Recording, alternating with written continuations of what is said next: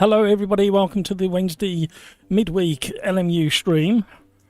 We're going to have some nice racing. That's what we're going to have. Starting with a positive attitude, as always. Apart from, I have no stream deck for some unknown, inexplicable reason. It's gone. Thank you for the whisper in my ear, Matt, by the way. Thank you, appreciate that. I'll come and have a chat with you in a second. Just finishing off a couple of admin things. There we go. Right, how are we all? Crikes is in the house. One last thing to copy and paste. Hello, video gamer guy. We've gone straight into it because, as I've just alluded to, no Stream Deck. No reason why. Just no buttons are active. It's just like the connection between the streaming software and the Stream Deck is disconnected. I'll have a look at that later. Right, let's get racing. Got 3 races lined up today. We're going to start with hypercars at Le Mans, LMPs, all of them, Monza, Grande, and then GT3s at Portimao. So let's go to the online.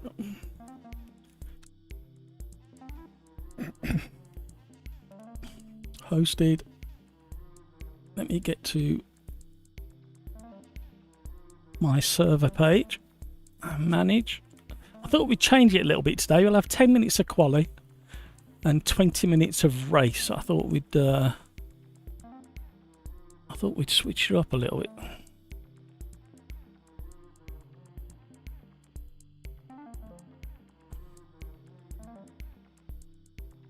Right.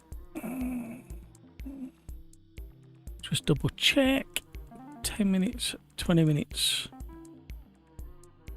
And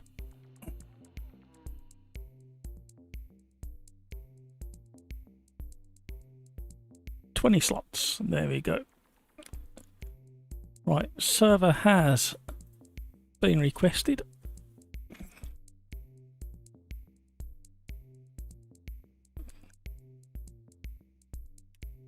Crikes, need to finish eating and then I'll join. No worries. What are you eating, Crikes? That's the other key thing.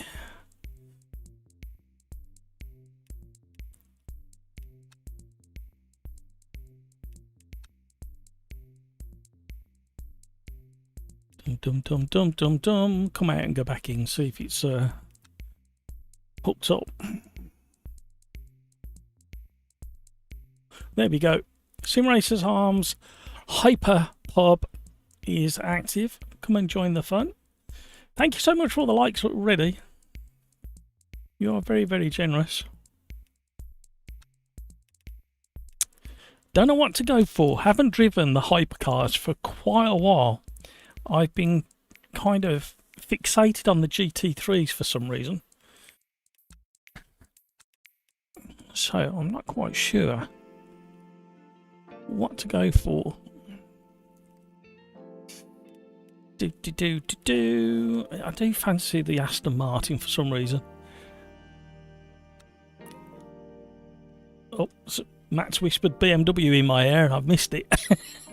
Thanks, Matt. I'll come and speak to you in a bit. Rice, peas and oh, hello. Sounds good to me.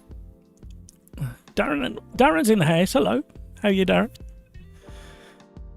Got Matt B over in Discord chat. If you want to go and have a nice conversation with Matt, it sounds like he's recovered pretty well from the sickness that he was suffering from.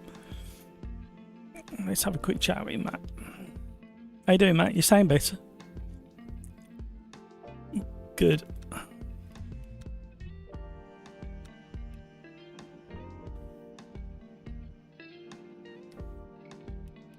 Oh, okay.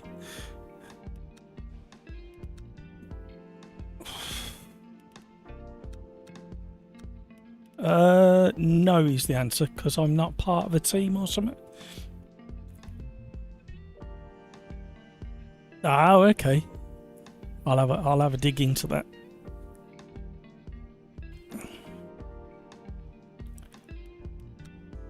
Right, we'll have a go at that. Alright, where's my audio?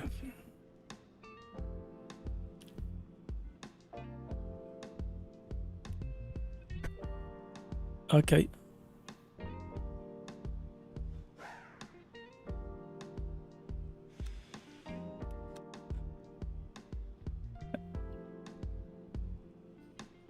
And now I've got no audio either from the game. It's appearing in the stream deck, I think. Oh, I have. I've got it. I've got it. I'm having one of them days.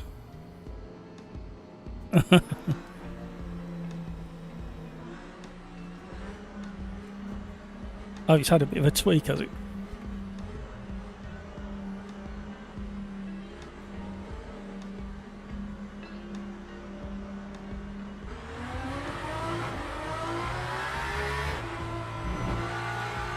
The fastest.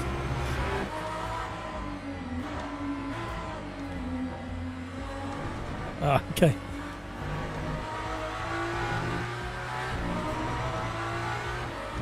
Yeah. Are they going to look at the stutters during a quali like this in a hosted lobby? Yeah, I'm getting them now. It looks like it, yeah.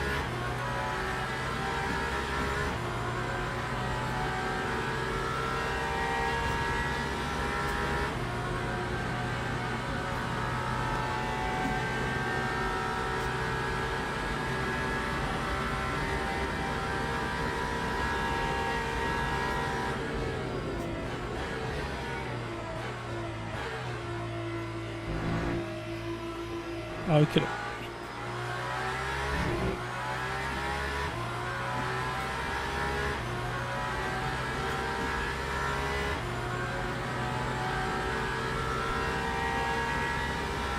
Right.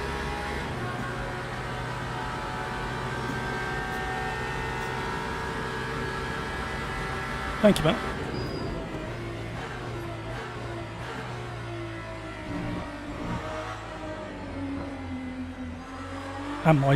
And my driving.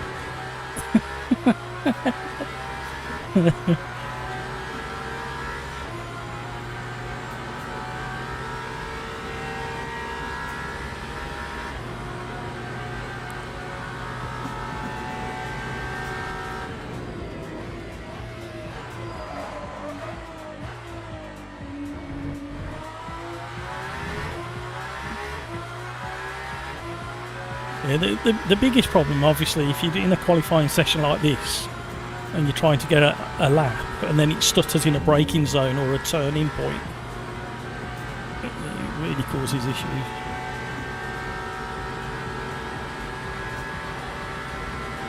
Yeah.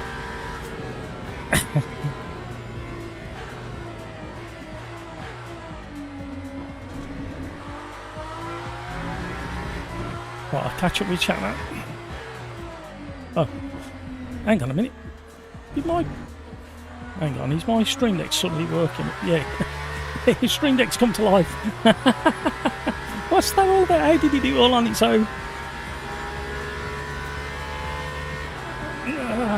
No idea why it's just worked when everything was completely dead a minute ago.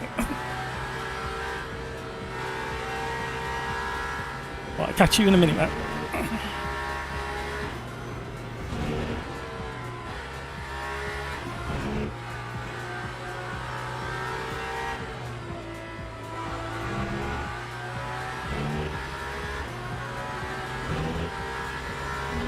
I'm okay, Darren, thank you. A little bit kind of, not stressed, but a bit bothered that my stream deck wasn't working for the very start of the live stream. Hello, stutter. Just on the, as I was catching the slide, somebody's joined.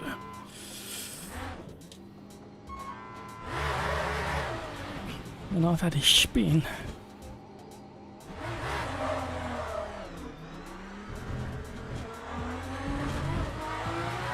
My frame rate's gone really low as well. What's that all about?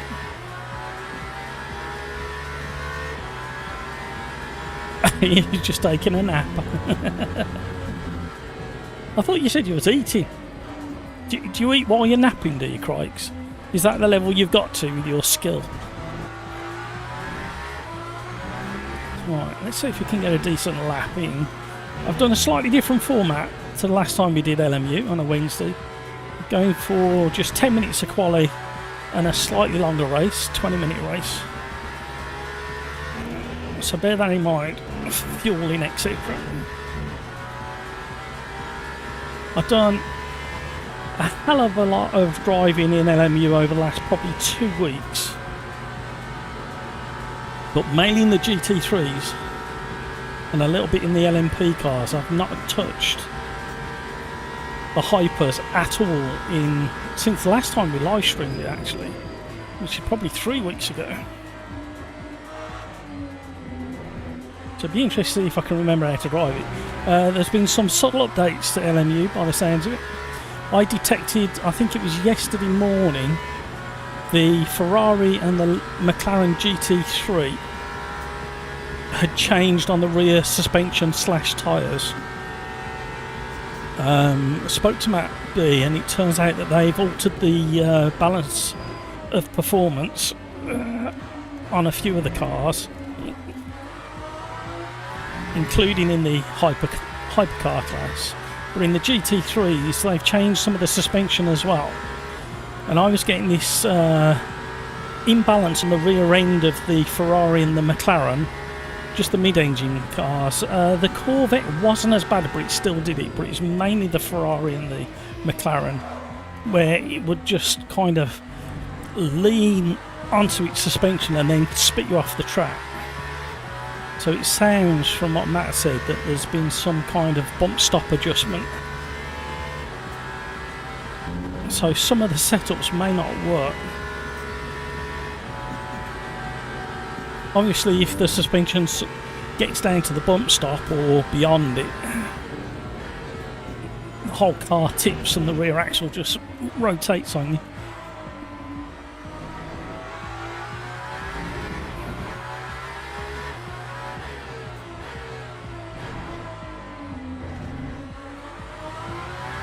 Pleased to say the LMP cars don't seem to lock up the rear axle quite as much on engine braking as they did a few weeks back. So looking forward to testing the LMP cars at Monza after this one.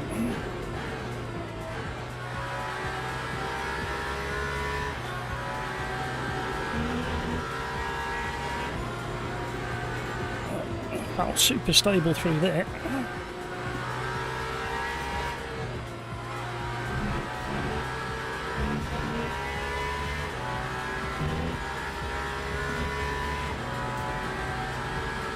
Somebody's got to drive through already.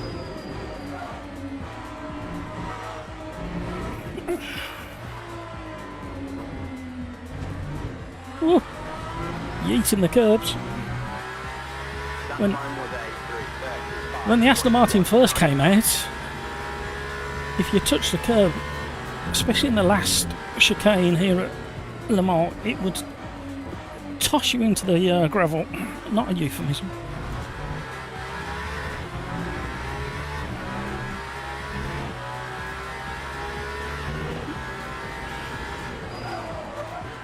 Right, I'm locking up the fronts. I actually thought that was a rear axle lock-up, not a front. I don't know why. Right, we'll go back to the pits. Skeets, hello! Wait a minute, it's not even 11 AM Eastern yet, and Matt is already in the Valkyrie. Just a little bit of noise to wake you up, sir. Right, let's get our setup sorted before we forget. I think I'm going to stick with the mediums. We were locking up a little bit more than I wanted to on the front. So we're going to tweak that. I don't think I want to change anything else. Not sure how much fuel we're going to need. What kind of lap times are we doing?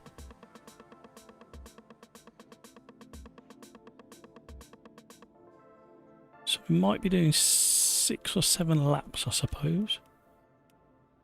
Well, we'll soon find out when we drop onto the grid. I can always nip back quick. Darren, Matt, my LMU stutters momentarily. I noticed it's when someone joins the lobby. It makes mine... Yeah, it does the same for me. I was just speaking to Matt B about it. It's when people join, you are right. It's supposed to be... they're looking for improvements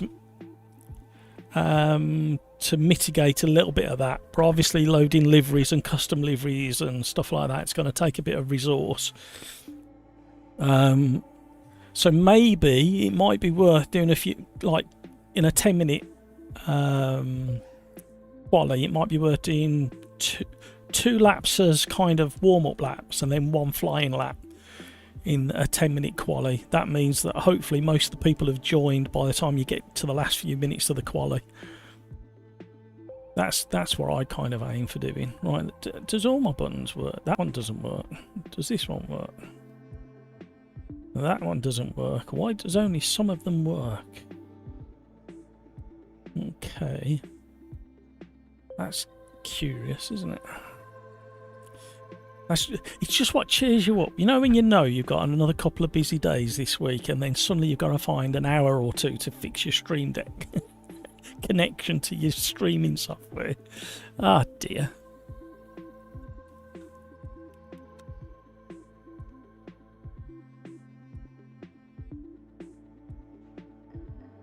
Oh, Arthur's flying in the Ferrari. Me and Matt are close.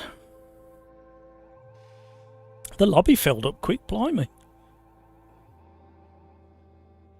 There's only 2 spots available.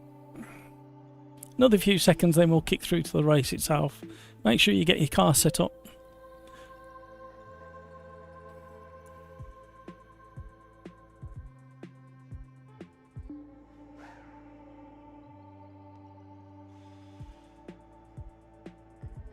So I'm estimating, what, 7 or 8 laps? Just doing a bit of math then. Luckily you can't see my fingers working.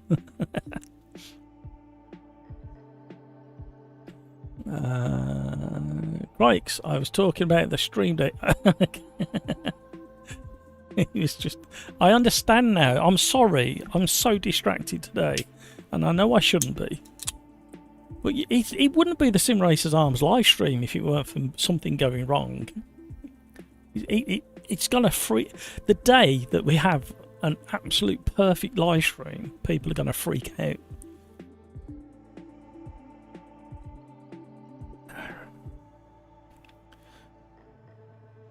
Skeets. Want to join, but I have a 1.3 update. I don't think you've driven this track in LMU. It's not a bad track actually, isn't it? It's up there, isn't it? Developers seem to have tracks nailed now. I did find a hole in one of the tracks. I need to report that. Found that the other day. I think it's at Imola, if I remember. Right, let's shut that. We don't want that running. We got that running, but we can shut a couple of tabs. So we don't want that running. Don't need that running. Need to keep that. Don't need that. Need to keep that. Need to keep that. Need to keep that. Thin those down. Give us some resource back.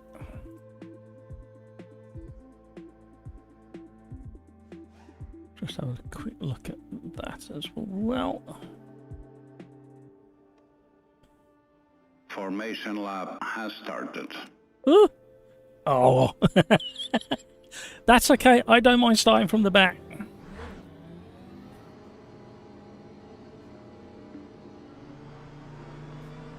I was just getting the task manager up because I was getting those frame rate hits. I'm still getting frame rate hits.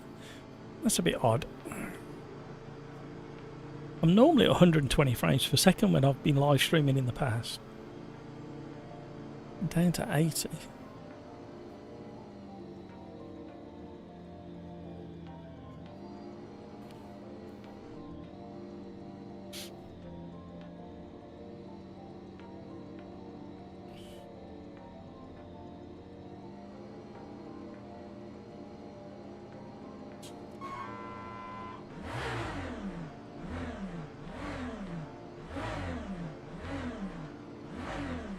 Here they come.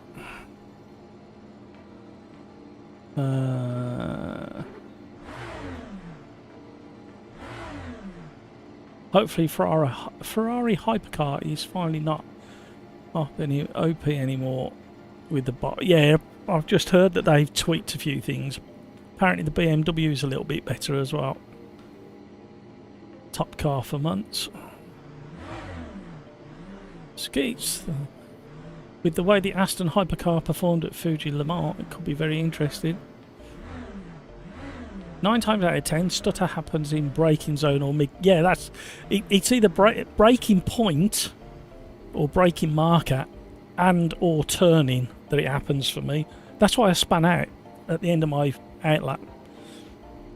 You ready for the next race? Good. We're going to be doing the LMPs, all of them, at Monza Grande. Something is going on with the internet. What, worldwide? Have we got a worldwide hack?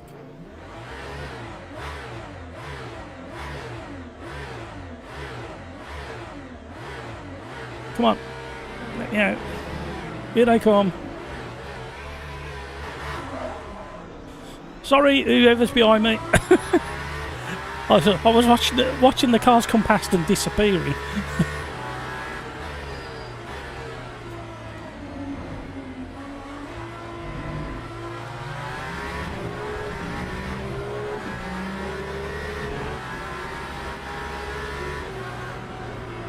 Hello.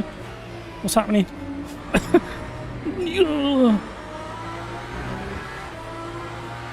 Where's my frame rate gone? you know when nothing at all has changed in your setup, yet you've lost 30% of your frame rate. Not sure, but I was downloading the update and it went as low as 100. Okay.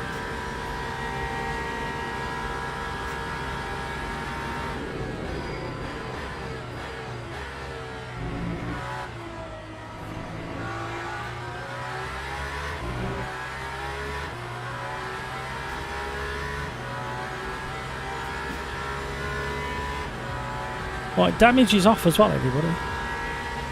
Don't tell everybody in the game. Just people on live stream and in Discord.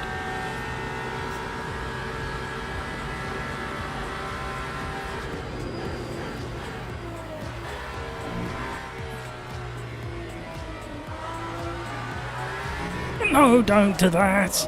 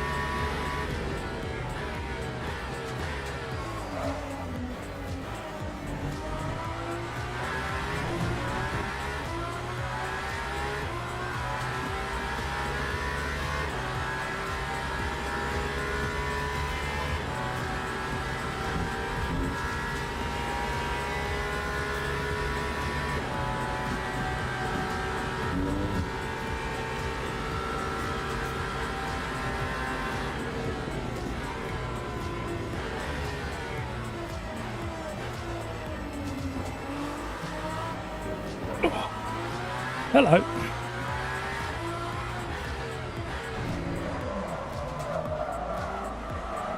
Trying to get out of the way.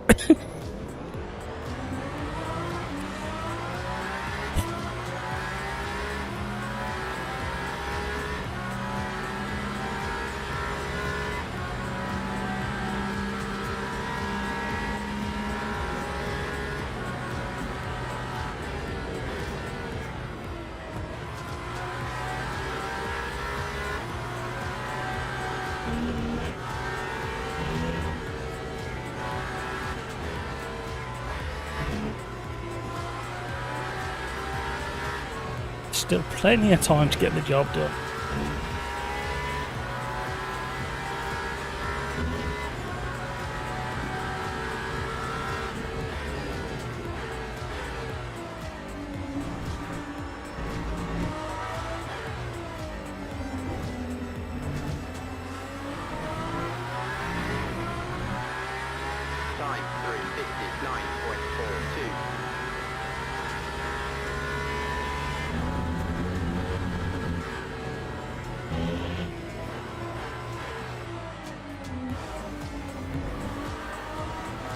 take a slap on the wrist for that one.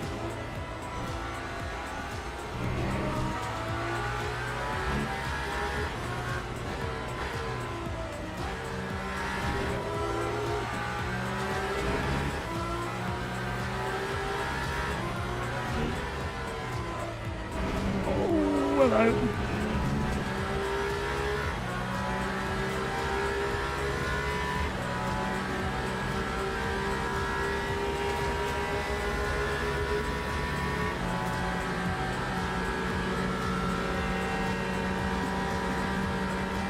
Cheers, Matt.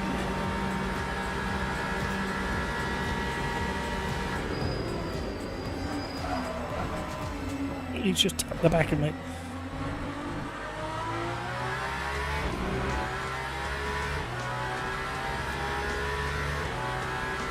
Little tap. Right, head down.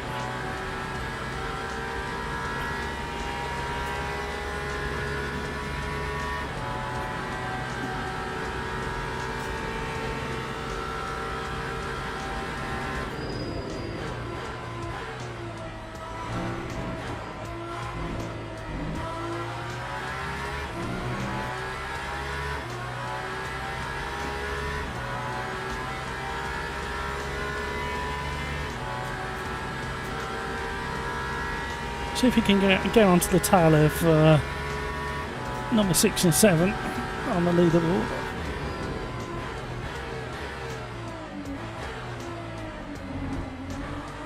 I got the distinct feeling the car behind was going to ram me then. That's why I changed my my driving line.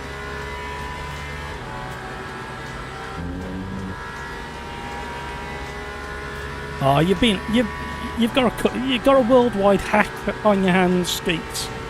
You're being hacked. It's because the American government shut down, so the internet's decided to go out in sympathy as well.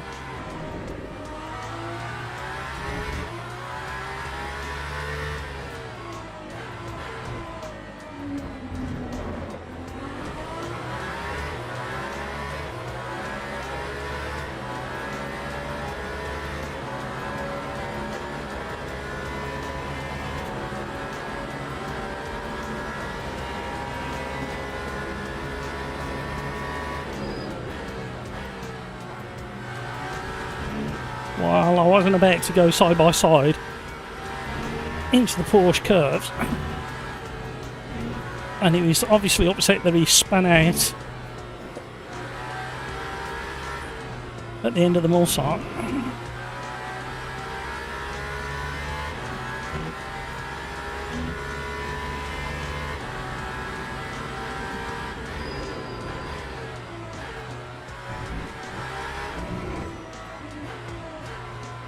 And he's made another mistake.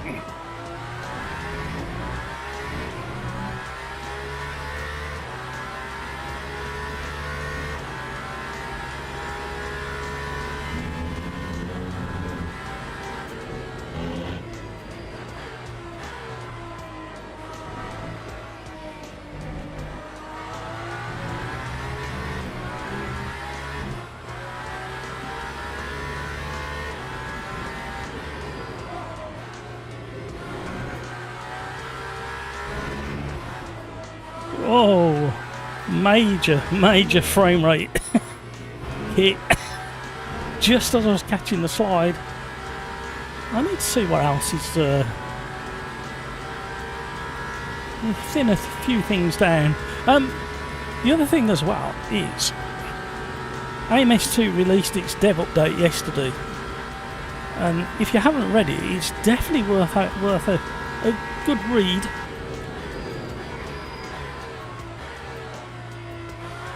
Some interesting little tidbits in there.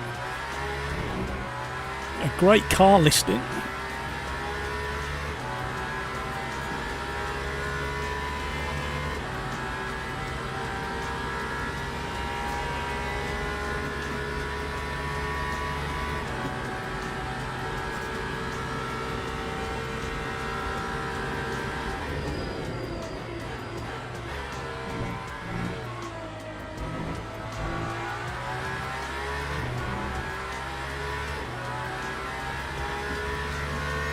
Video Gamer Guy. It's only 3 to 5 hours behind the UK, so I hope not. I'm dating tomorrow Friday, so they can do a free weekend. Yeah, I think, well, initially on the forum they said it was going to be early this week, but they had a couple of little glitches to sort out, and they sorted them really quickly. But there's still a couple of cars that they've announced but not actually included.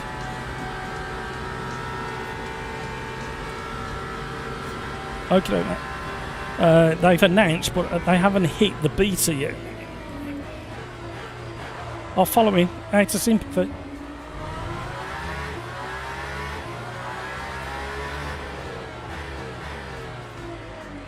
He's having big trouble.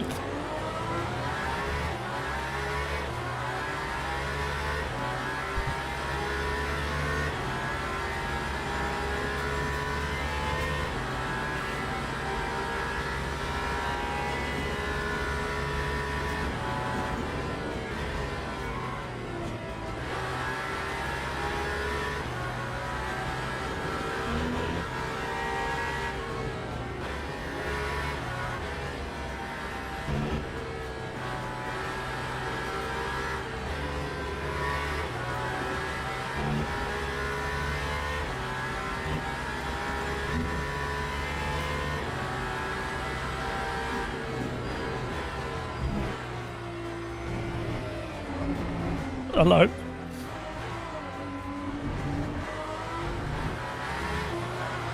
Come on, car. I briefly flicked through any highlights, like the 05 stuff. The Lamborghinis, now they've announced it, I can talk about. Tested pretty much all of them, and they all feel really good. In fact, they feel slightly better than you think they should.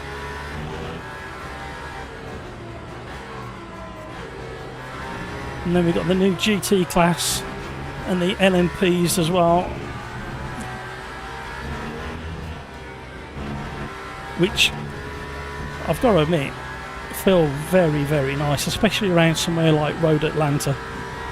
And we've got some historic tracks to match the cars as well. Right, so I don't think I'll buy any of it, but I'm excited to try the new cars if they are free for a week. Yeah, normally they are, so...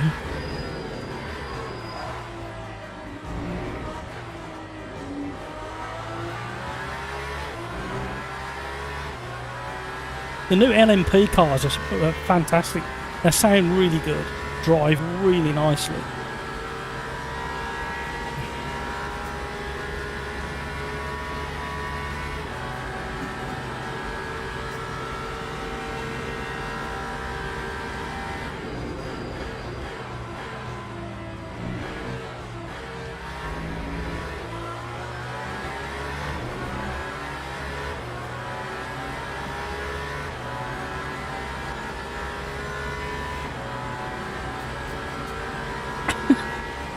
Slowing yourself down, mate.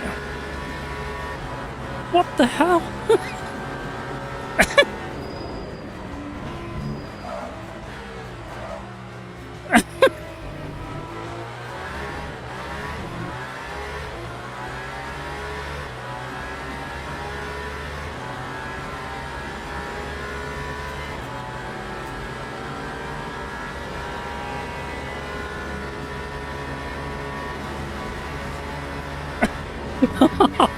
You're driving me off the track.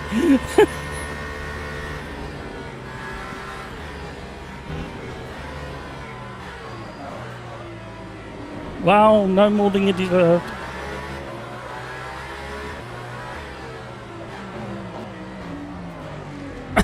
What the? Quality driving.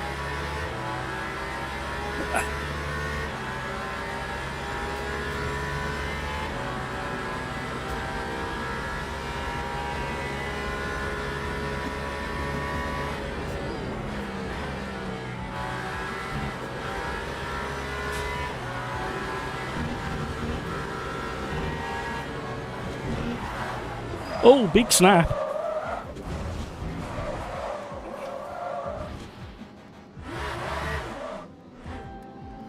Some you win, some you get battered out of the way. I should really, looking at the time left, just carried on ghosting him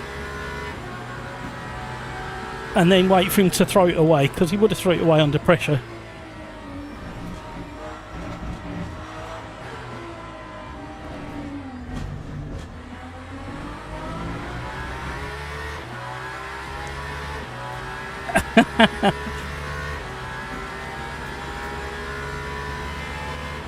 Yeah, even the hypercars ain't coming.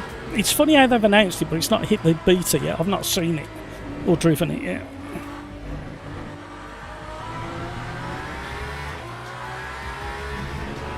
Where's the leader gone?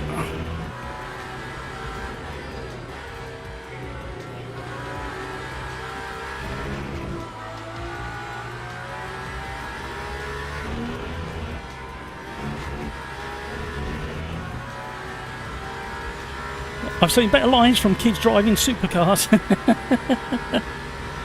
Yeah. It was just the fact that he was definitely trying to drive me off the road.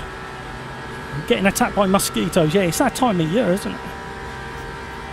Luckily, we've not suffered with mosquitoes this year. But we're getting a lot of crane flies, or daddy long legs, as we like to call them in the UK. Which the missus absolutely hates, because she classes them as flying spiders. Not quite sure why.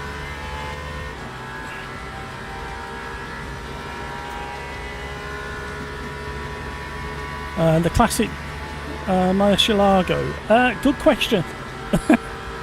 I'm not entirely sure.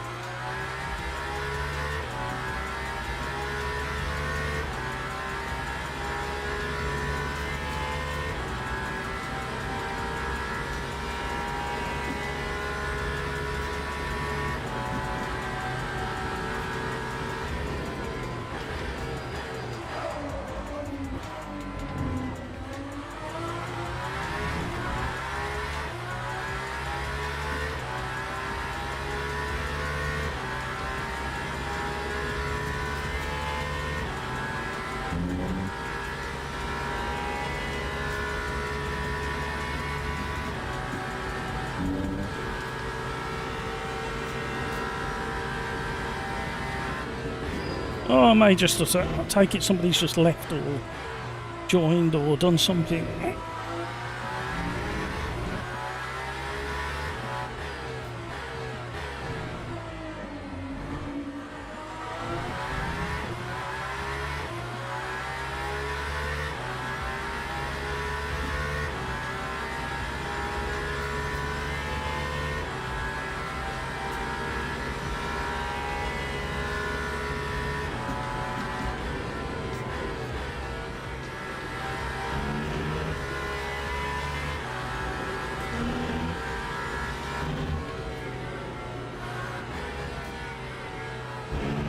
Oh, that's what I did the last time. Just clipped a curb. Throws your rhythm out completely.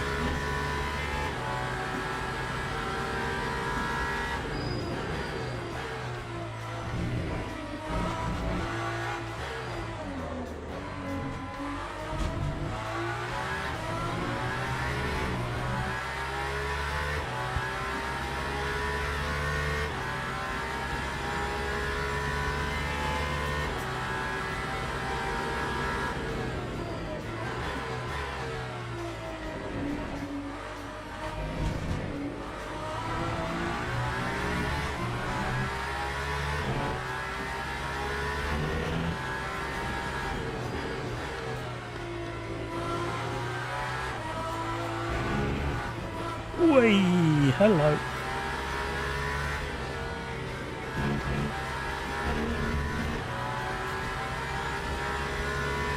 Well, I took 2.5 seconds out of him on the last lap. So hopefully he's going to throw it away.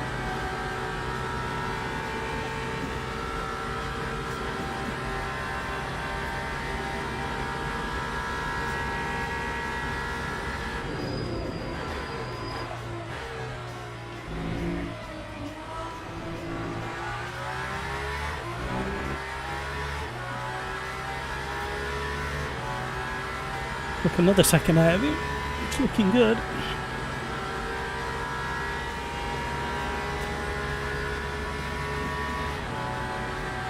Got a flat spot somewhere.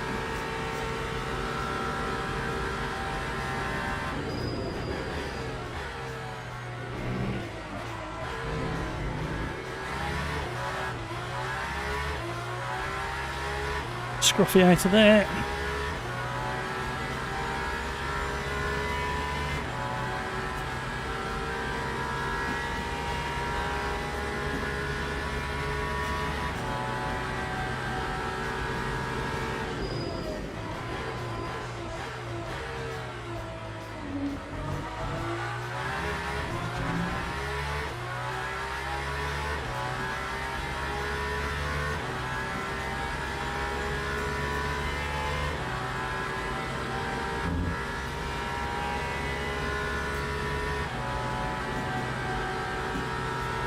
Not going to be enough.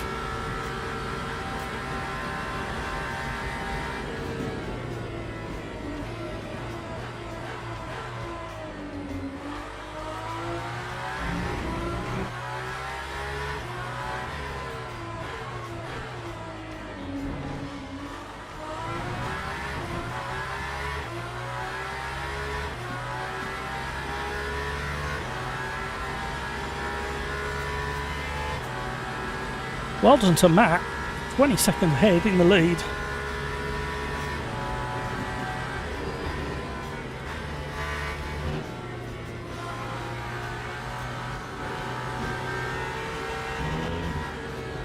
Oh, it's sketchy through there again.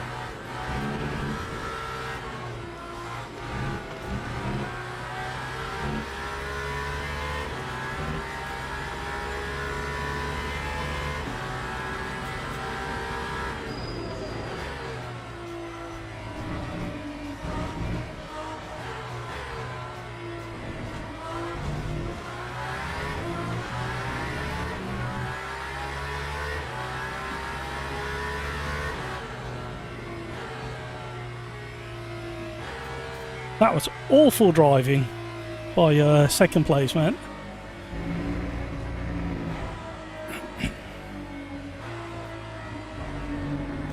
Obviously based his driving technique on some of the driving in the Elms Silverstone race, where they were door banging like crazy.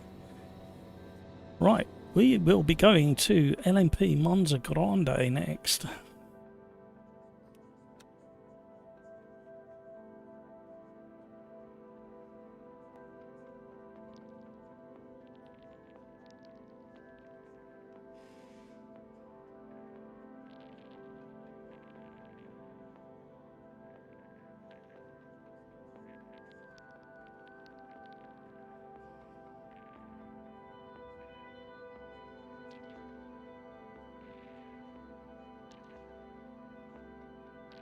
Right. Apparently the start is worth a watch. We didn't take part in the start, so let's see if we can grab it before we move on.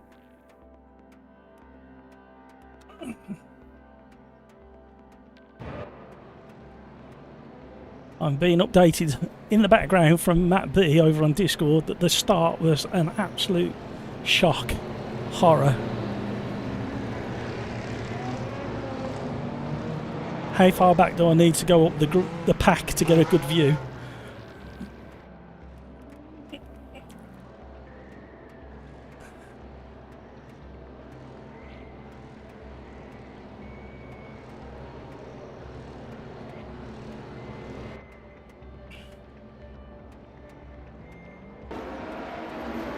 Here we go.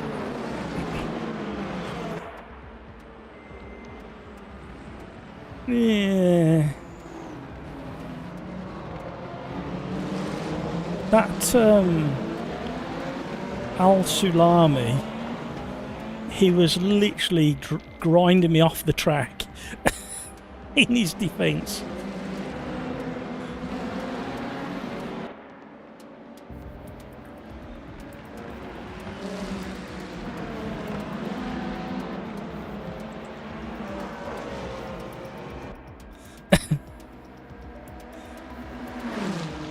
and offline. Oh, I see. Yeah.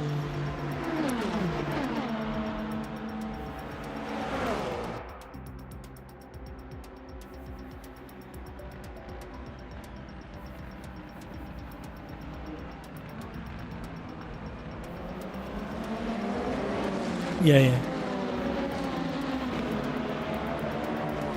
Well, what happened to the guy who was ahead of you for a while? Oh, okay.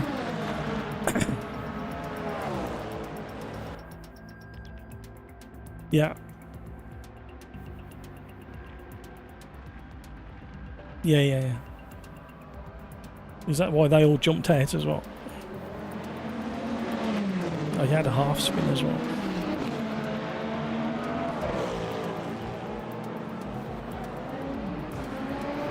And then I got collected by that car that was joining in front of you.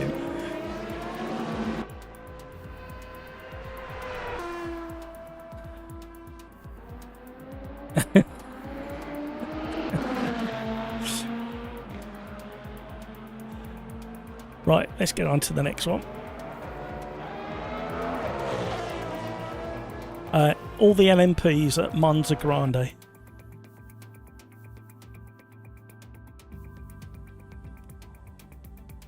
Yeah.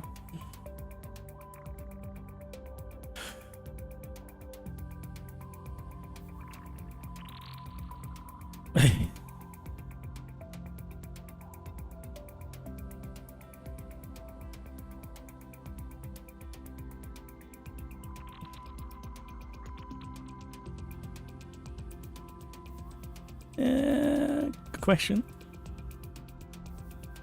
Let's have a quick look. I thought that only affected the replays. Post effects high.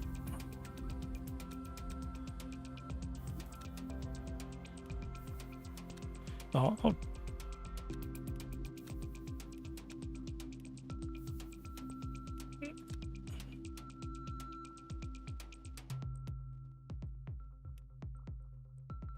Okay.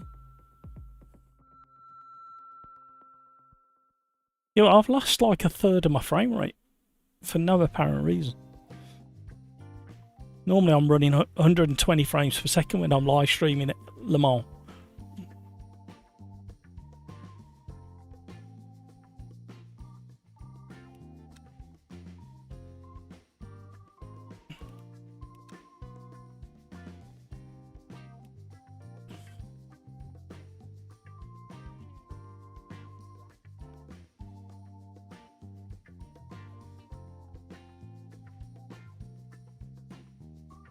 Okay.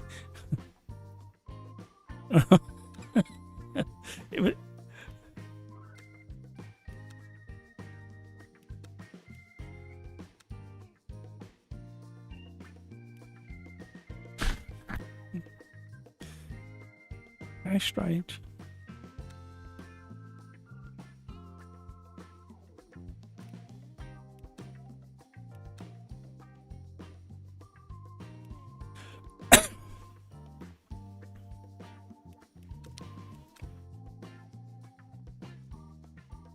Which LMP card do you recommend, Matt?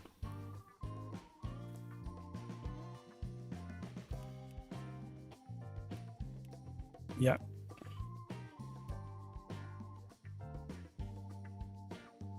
Just different liveries, yeah.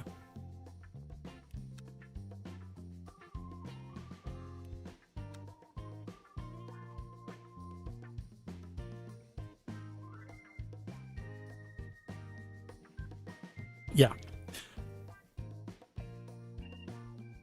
Oh, okay.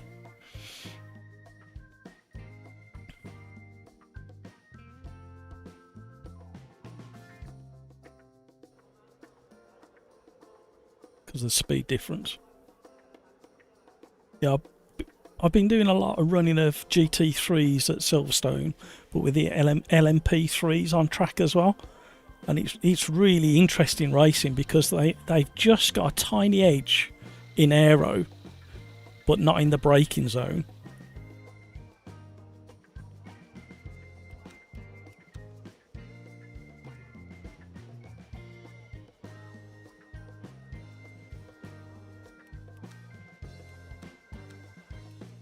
the GT3s.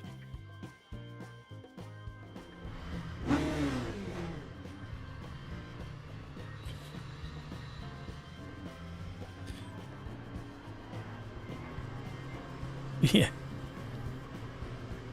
I'll have to give it some more running. Like I say, I've literally not stopped driving the GT3s for probably 2 weeks. And then yesterday, when I jumped into the Ferrari and it started losing the back end, I'm thinking, what's changed?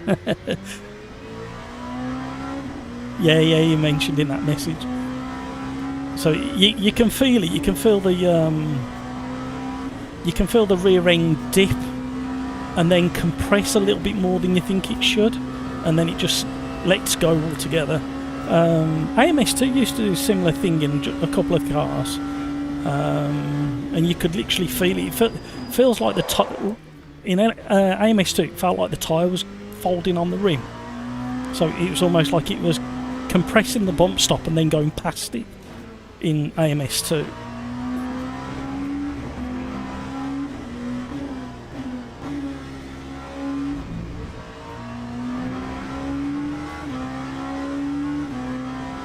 Yeah.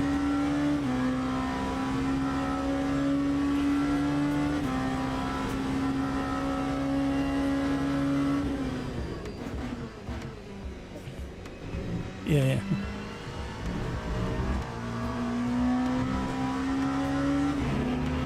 Well, I'll catch up with chat. I'll speak to you in a bit, mate. The DNFs. Yeah, Matt B thinks they might have been using our lobby as practice for the dailies. That's why some of them disappeared halfway through, because it was just coming up for a daily race at the same time. When this stream is finished, I will check.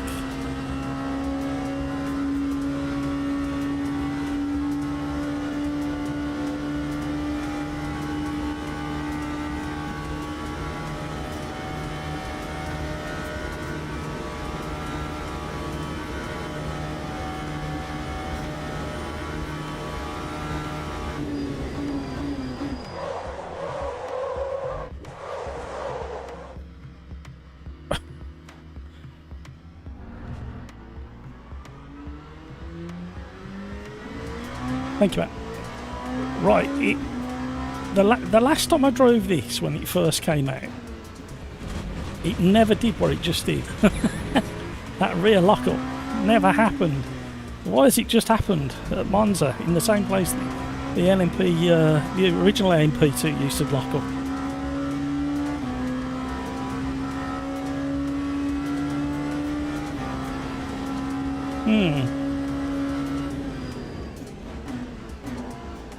Can't get it stopped now. Got no confidence in the braking at all after that spin. Just like putting the handbrake on from nowhere. Right, recalibrate your brain, mate. You're in a different car. No ABS.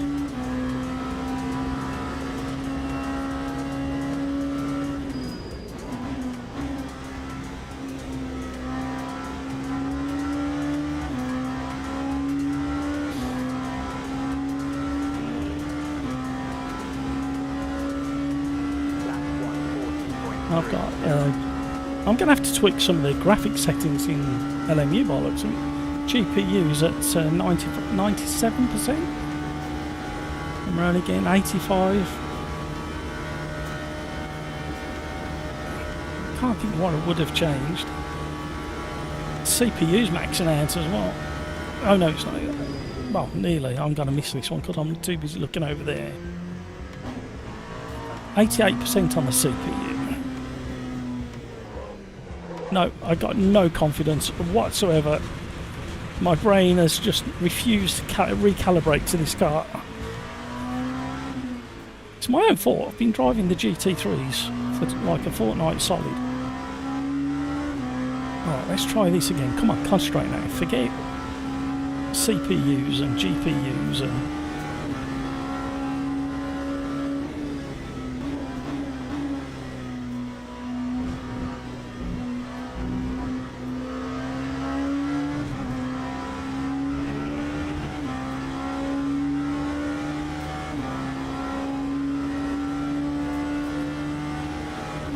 Should really have come in for tyres, but we haven't got time now.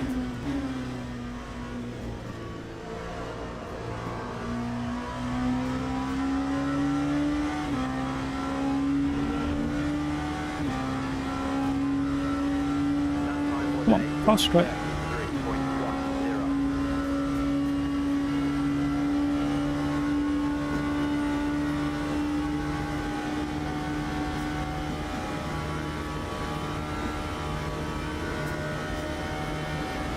So yeah, keep a very close eye on AMS2 for the update this week. I still think it may happen. It's got a stronger chance of happening this week than not happening.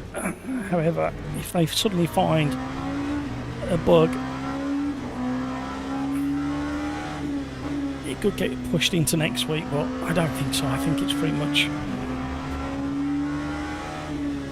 close to being released. Other than there's a couple of cars that, when I drove it late last night, that have been announced but aren't in the beta yet. So that's my only thing that I'm a bit... they've tweaked the vintage tyres on the vintage cars.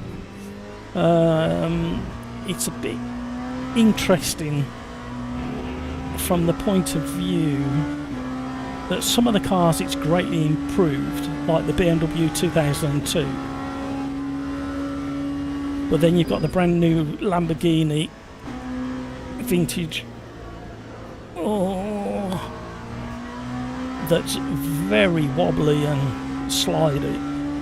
I need to look up some footage of them being driven around because I don't know whether that's actually how they drive or not. Right, getting a bit of confidence now. One more lap. That's all we've got.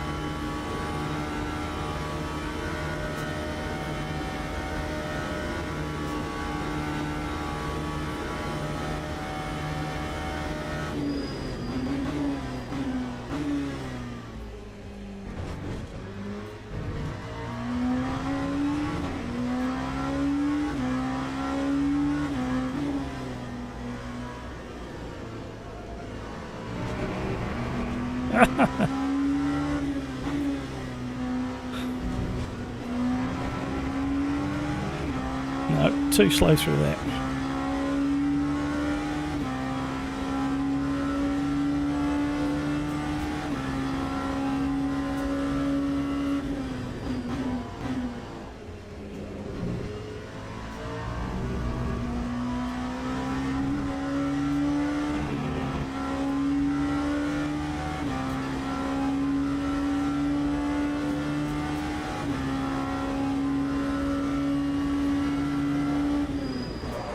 Oh, big lock up. From nowhere, that one. Front right.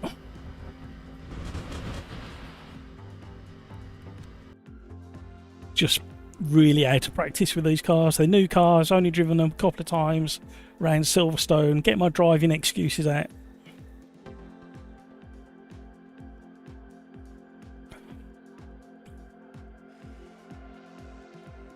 I'm not happy. 51.49.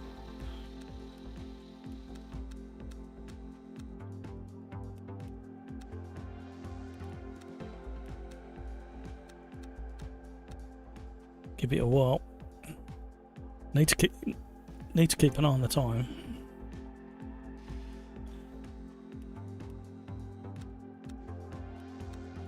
Okie doke.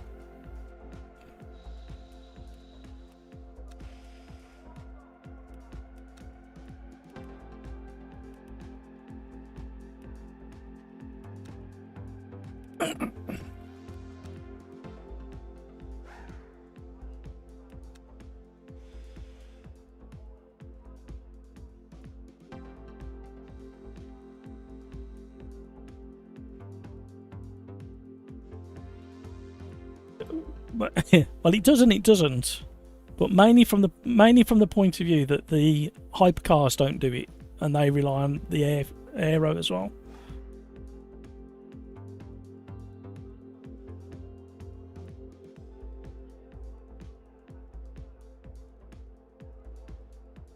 Yeah, yeah. Alright, catch you in a bit. Oh, thank you for the setup, by the way. My brain just started reading chat, and then my brain went, you didn't say thank you. Oh, sorry, Matt. Yeah, I've just clicked on that. I was going to go for wets, to be honest, but I changed my mind on it for some unknown reason.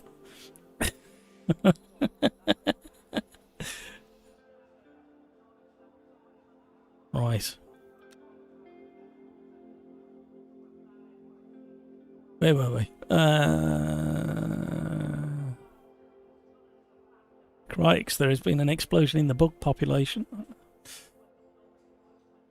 Skeets, I guess LMU is full of rookies. Not so much rookies, it's just that when they enter a online lobby like this, there's literally no consequences to their actions. So, and that's why I turn damage off, because you know you're going to get the odd one or two who are going to want to lean and have a bit of a whoops-a-daisy.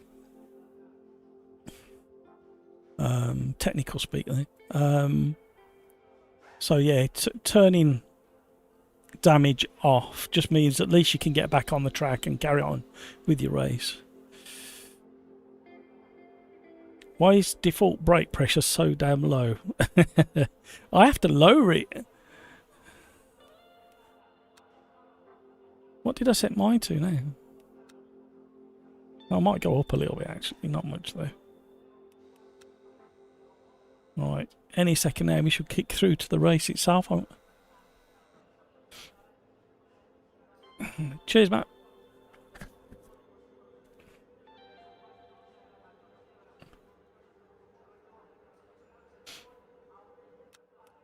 Oh. Here we go. Right, let's just see how many laps we need. 14 laps. Turn to the garage. Car set up.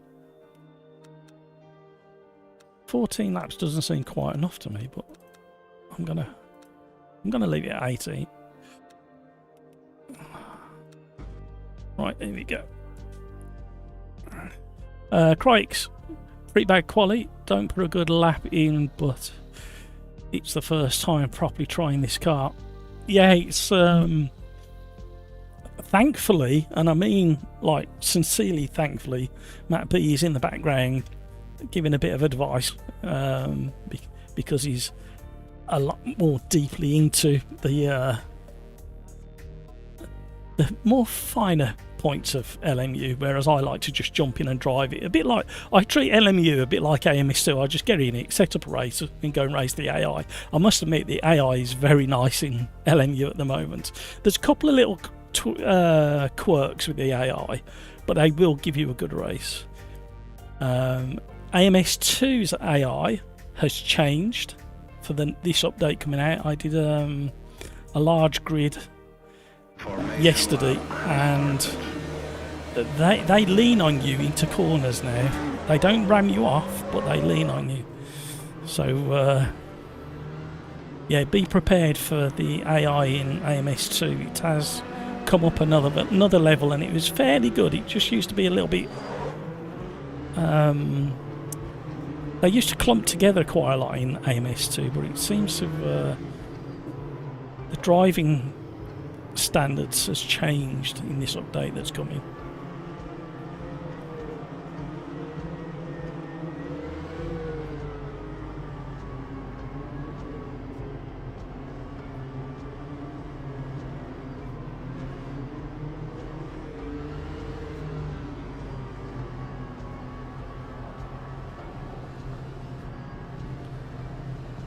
Well, wish us all luck, everybody. Here we go. Good luck, everybody who's ahead of me.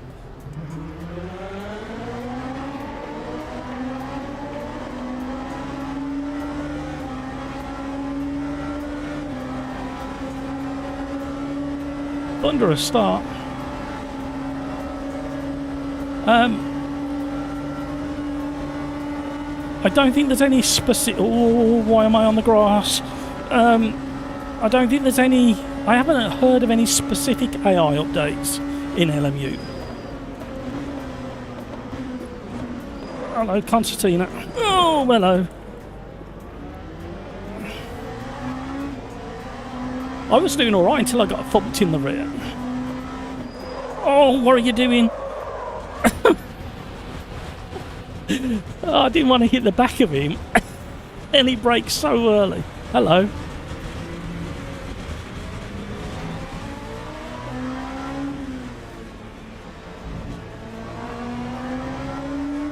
Let's settle in for a...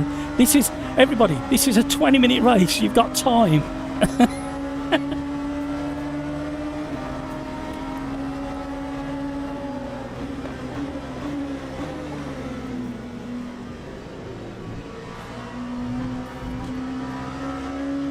Oh, he's coming back on.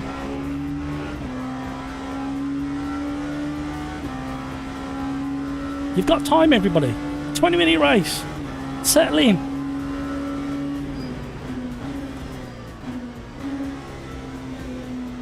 Oh.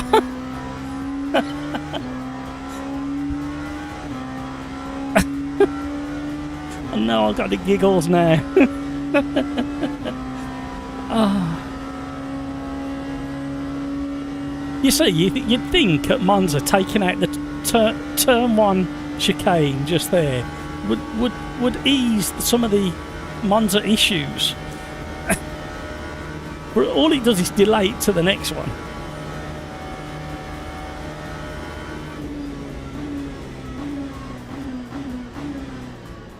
I just can't stop this thing at the moment.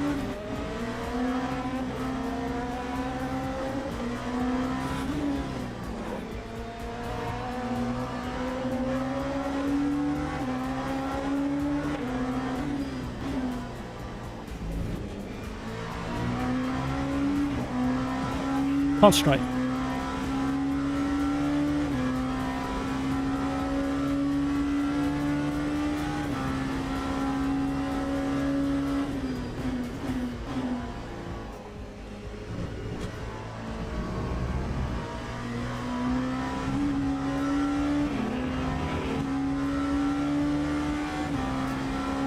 Crikes, he's flying at the front.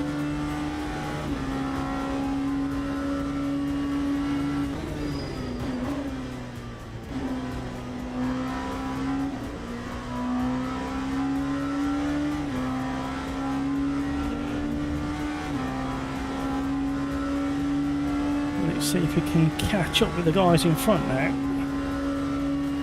It's a tall order.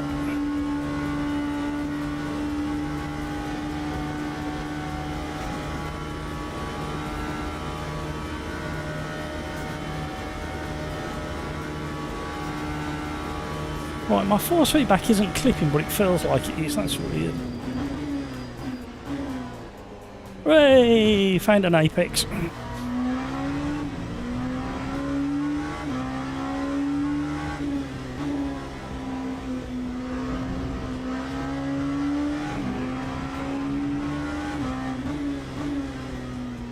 You know what? With the hours that I've put into this over the last 2 to 3 weeks,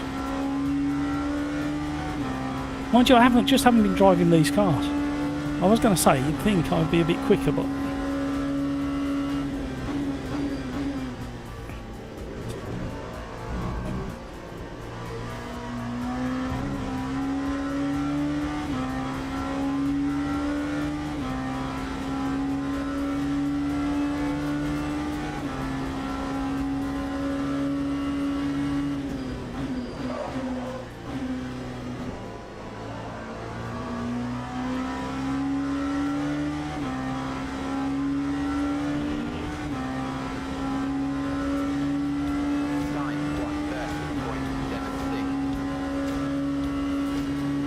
let's see what we can do with the car in front.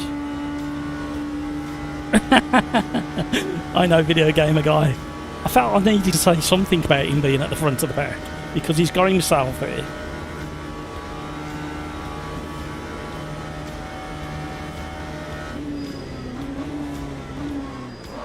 Oh my life, come on car.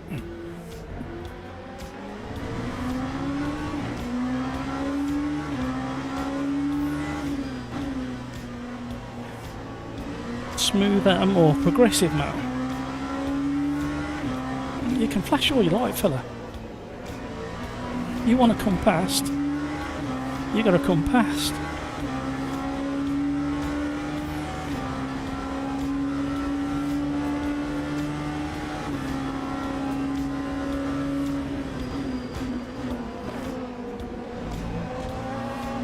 Fair play. You haven't got it yet though. Oh, mate!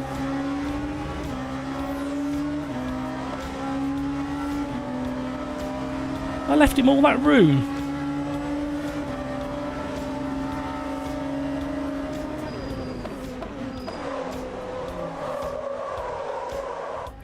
What the hell, man? What is wrong?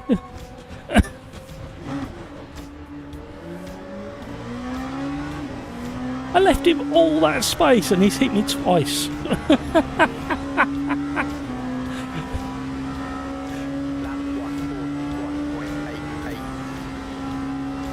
Just ridiculous.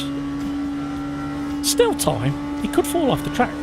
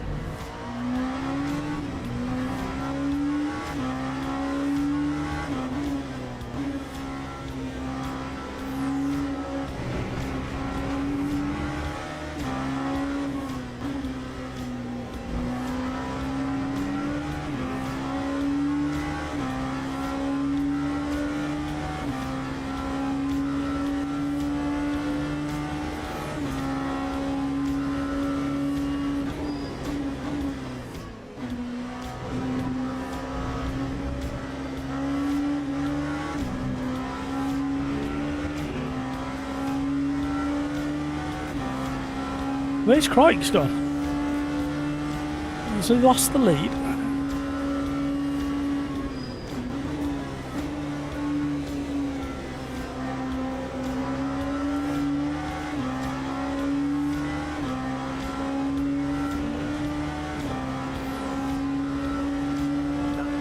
Come on. We will be ending the stream a little bit earlier this week. I know last week we were on till quite late in Assetto Corsa Evo Tomato. However, I'm pretty certain I've got a championship race today.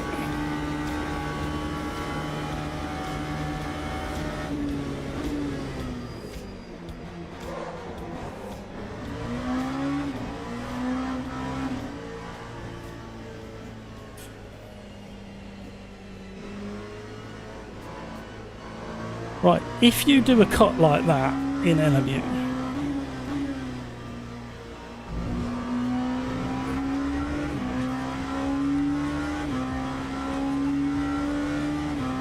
so we got a bit of an idiot on there. The person in 7th, now in 8th, is driving like a bit of a buffoon by the sounds of it. He's just driven a couple of people off the track.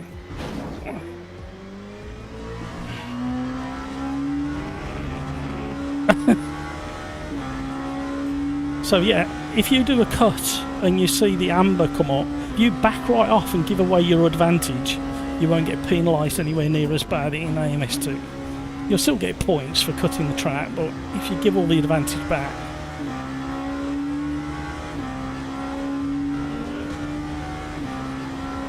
Woo! Look at that, we got Tom Ingram ahead of me. That's what I'm claiming it is in the lobby. I won't hear anybody say that it's not him, even if he calls himself something else. On my screen, it's Tom Ingram of BTCC fame.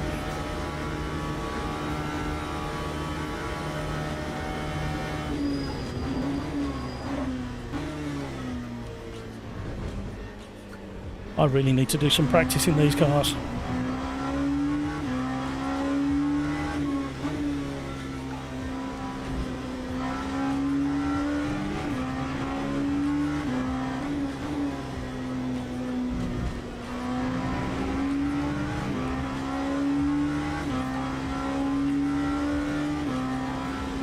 Oh my god, the AI in AMS2 is more aggressive.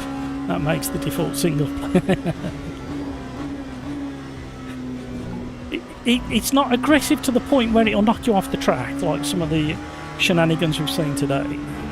But it will not get out your way or ease off. If it's side by side with you, either on the inside or the outside coming into a corner, it will stay there.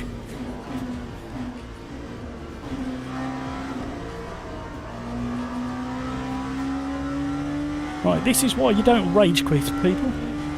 We've had a disastrous time, and we've dragged our backside up to 6th, and we're just behind Tom Ingram from British Touring Cars. Honestly, that's what it is, honest. It makes me feel better saying that. Where did Craigs go?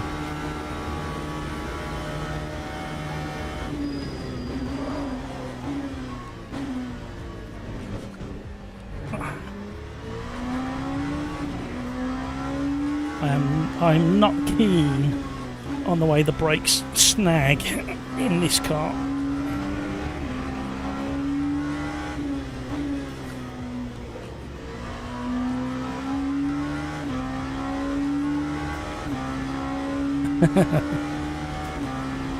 Crikes is in front.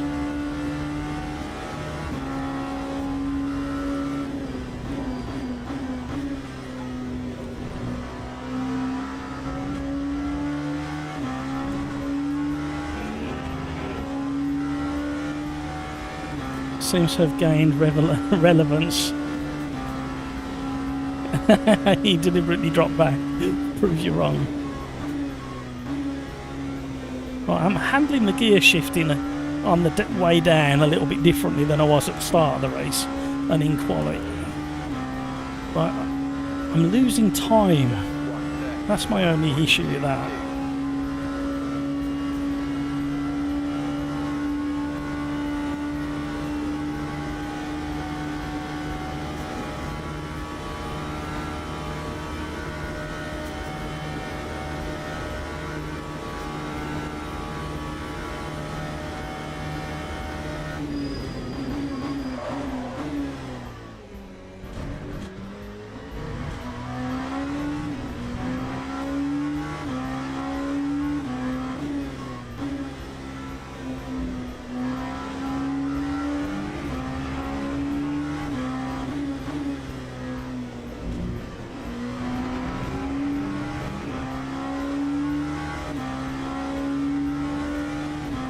What we got left? We've still got time, you know. We could catch this Ingram in front. We've just got to stay on the grey stuff. Stay consistent, smooth and progressive.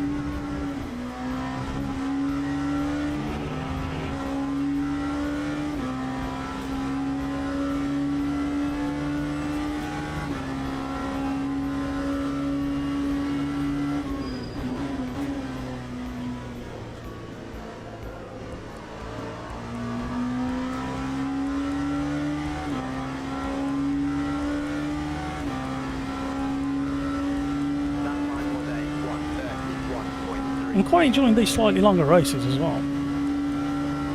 Thank you so much for all the likes, everybody.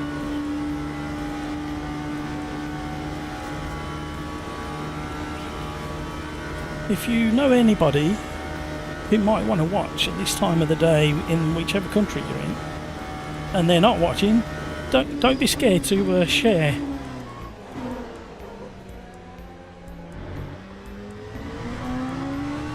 The live stream. We've got a good community on a Tuesday and Thursday in AMS2. Be nice to build this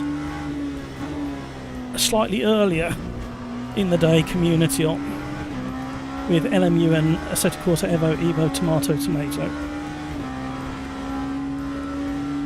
Sad news about Evo, Tomato in the fact that it's been delayed by 6 months.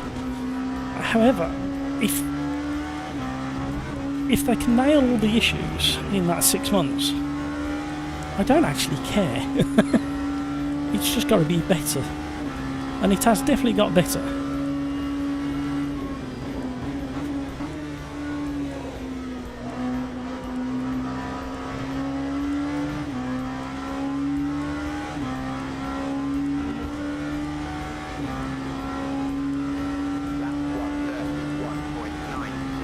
So what are we doing? We're doing 3 or 4 tenths a lap quicker than Ingram ahead. We need to up our pace a little bit. I could do with a 7th gear.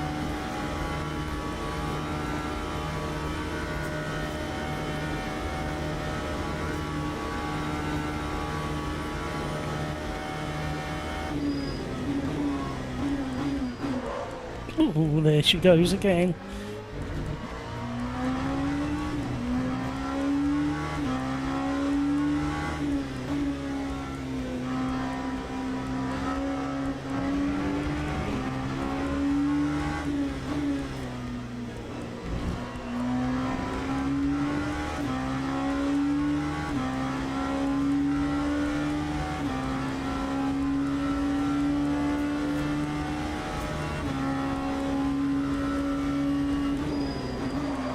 Oh, big one.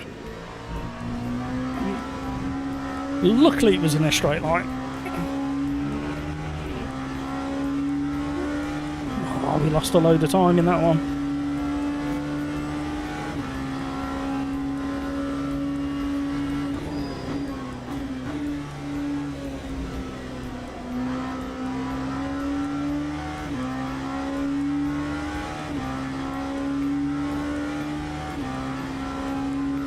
Oh, we should have been with him by now. We should have been in the slipstream. We've thrown it away.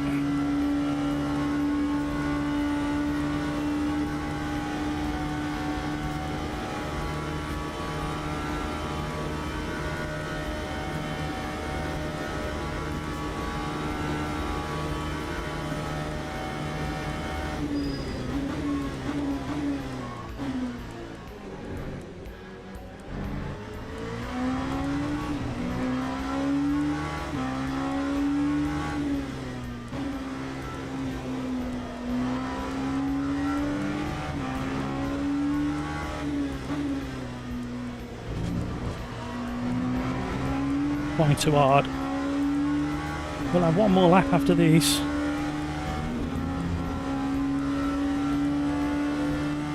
Why am I losing so much time down there?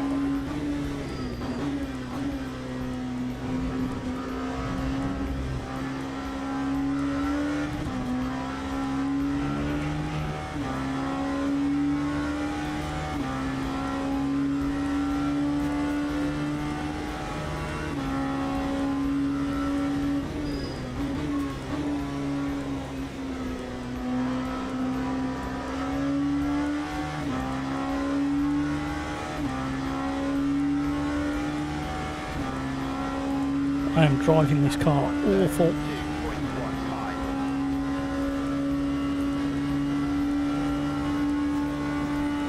Was a fraction quicker than Ingram on the previous lap. We've really got to make this last lap count. Don't try too hard. Smooth, progressive, man.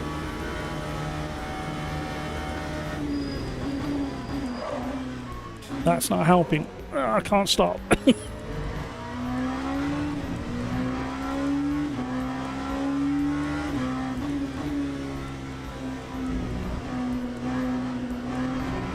Mega understeer.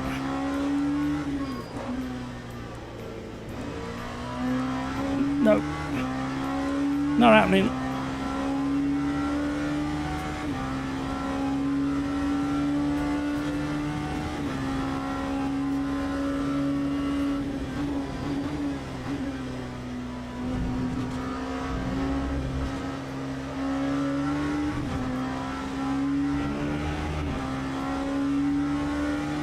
He's holding that 2 seconds now.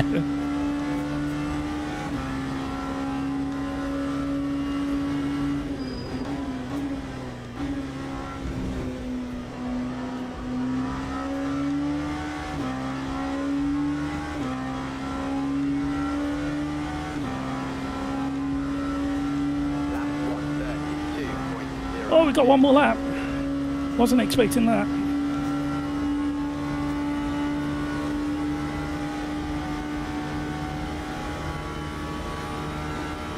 The vibrations from the flat spot. He's shaking the rig.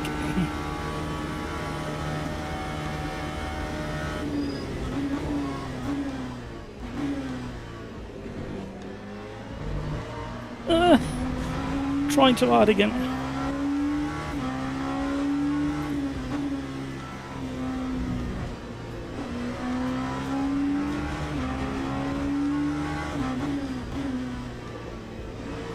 Oh, he's made a mistake.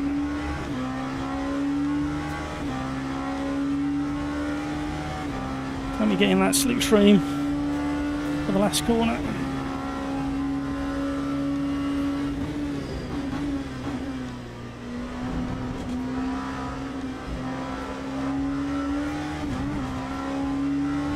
Ah, we're not close enough.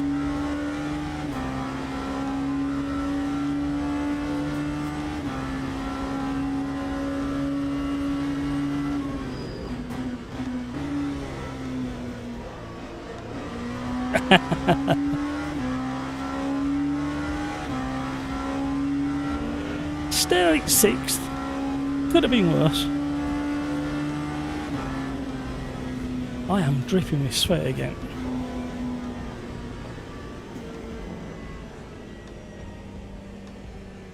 Yeah, kept the pressure on Ingram. We were just matching each other. I was making mistakes.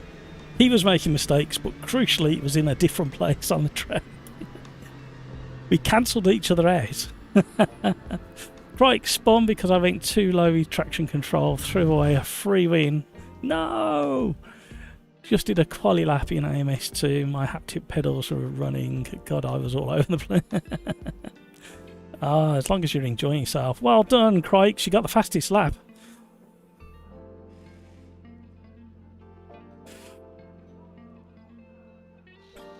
Well done to Matt.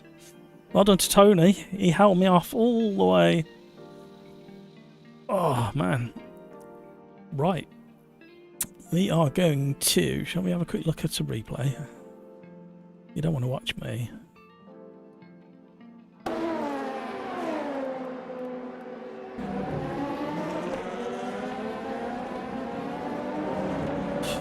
Sweating buckets in it. Driver excuses incoming. My fastest lap was awful.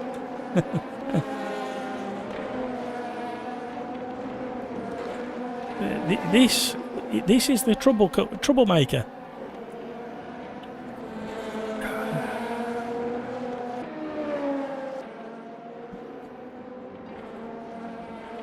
Yeah. That was him taking me out for the second time.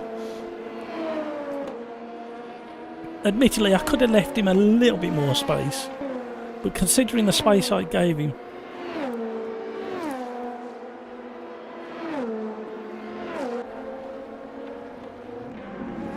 Oh, hello. That's the other thing as well. Oh, okay. That's nice. There we go. Remember that name, everybody. Antoinette. Bless his cotton little socks. Taking out one of the community. Shame on you, sir. Shame on you. Right. During a replay, the leaderboard stays at the finishing leaderboard.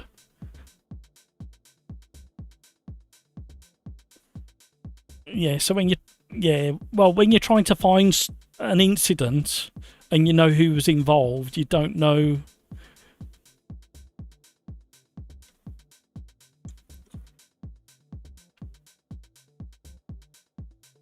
Oh, okay. Right.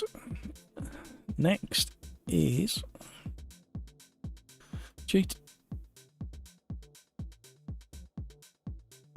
Yeah. Oh, the whole of my rig was shaking in the end. Right, GT3s at Algarve.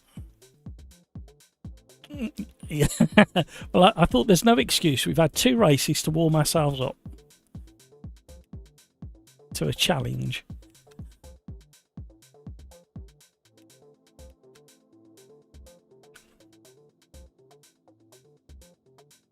Yeah, no worries, mate.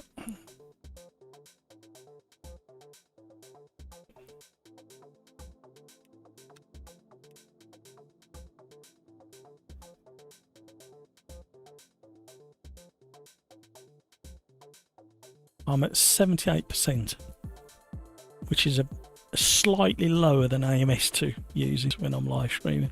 Yeah. And everything else is about the same.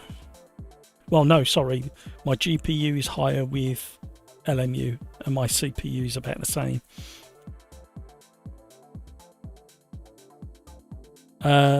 Haven't noticed it so far.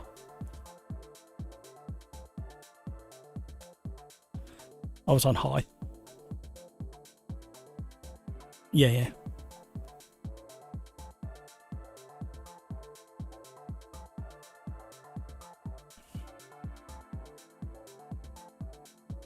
Right, I'm gonna go on. Sorry, I've gone for the Merc.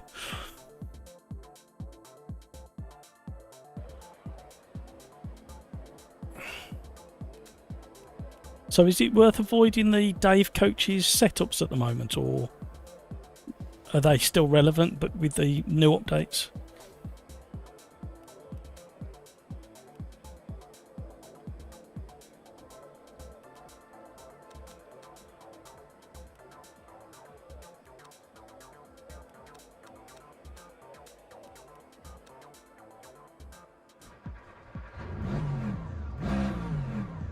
Yeah.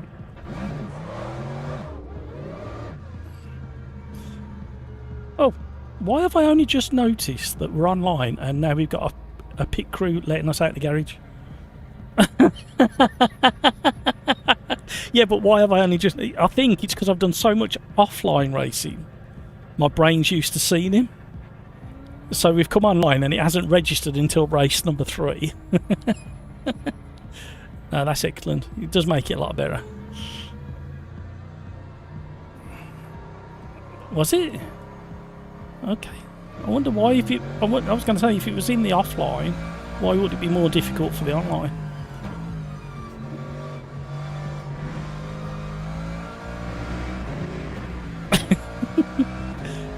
It's one of those questions I feel the need to ask. Not that it benefits me or anybody else, knowing why it was difficult.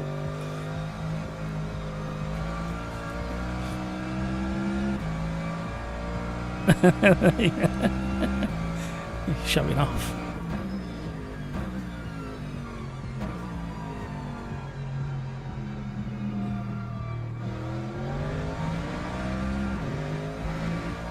Right, I need to go to the toilet, so I'm going to just park up.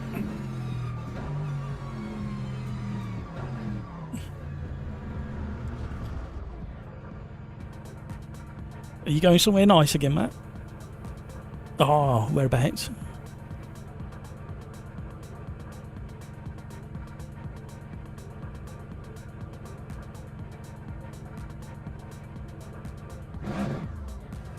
Lovely. Lovely. Hopefully in the next couple of years we'll be doing a little bit of exploring ourselves.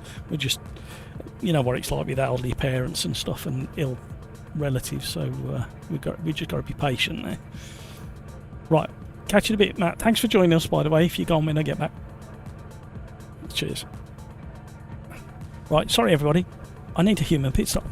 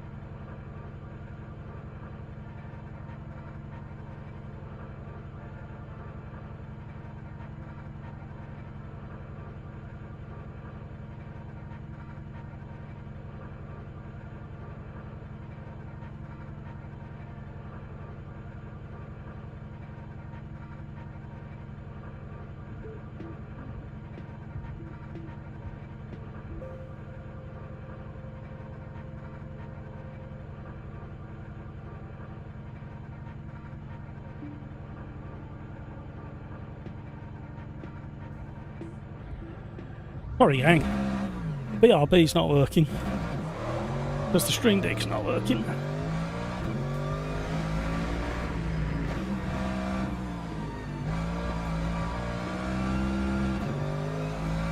Well, I must say,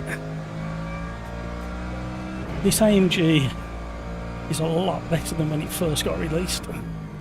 When it was just understeer after understeer.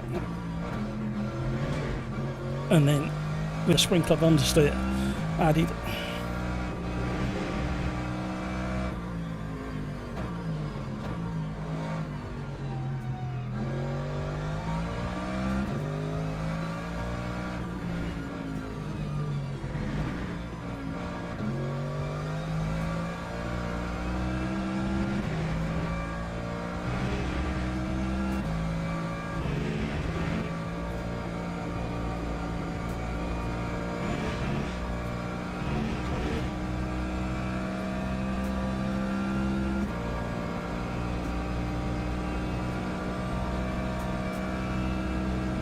Niblitz is in the house.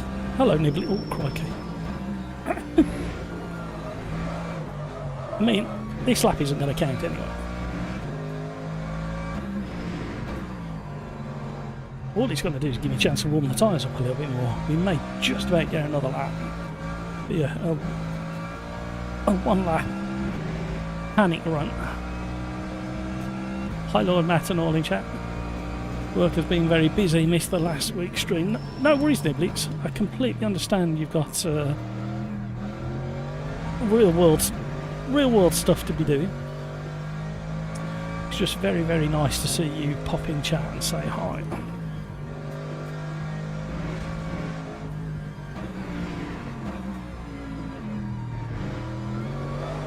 Yep, too greedy on throttle.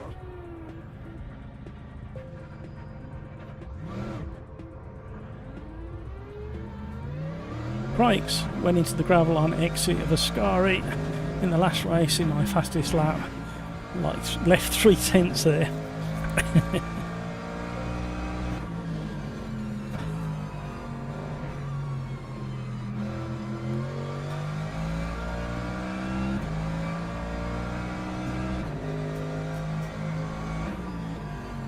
Oh, we just had a glitch. Somebody's either joined or left the lobby. The thing that puts me off completely whilst I'm driving around and we have somebody join the lobby or leave the lobby and it glitches like that is it's not just a visual glitch, it's the force feedback glitches as well, which really kind of throws your hey, look, what? Okay, I won't be qualifying for this race by looks of it. Where did I cut the corner?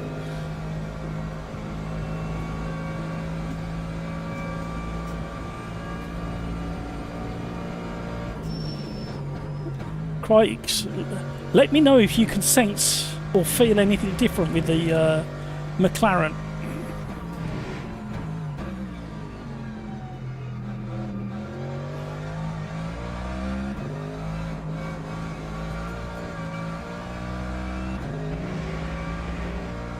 Nibbly, I did a lobby race on LMU multiclass, 38 drivers, finished second. I was pleased, but only 9 drivers finished. Out of 38.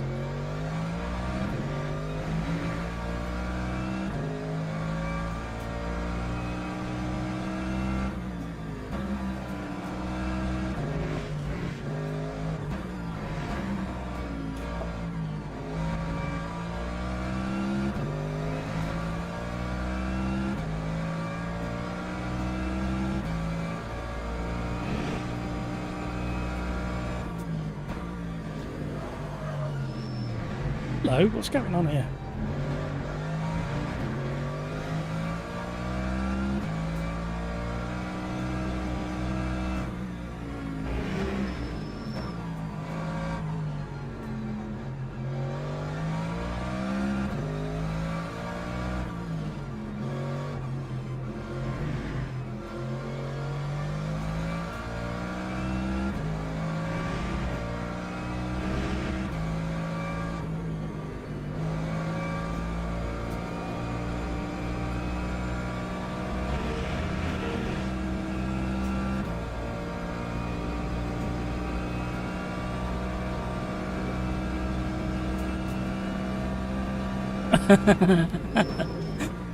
You said human pissed off and you started singing, eh?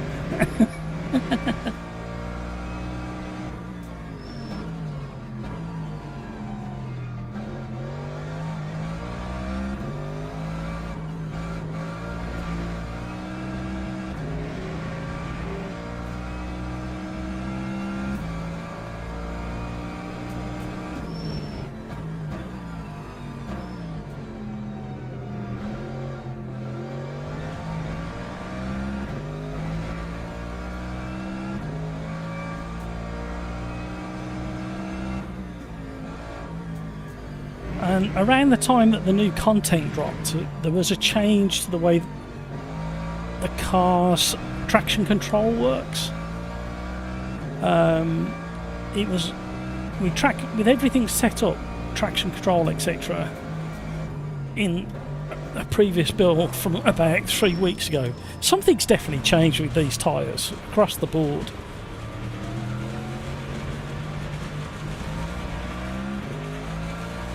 Something has definitely changed with all the tyres. This...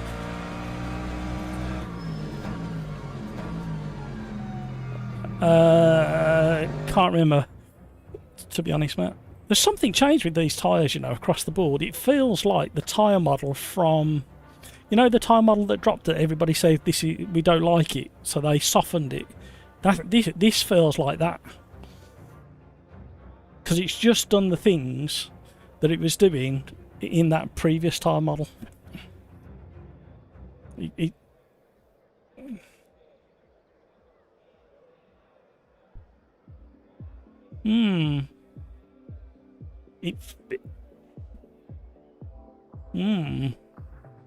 I'm not convinced. I can feel a difference.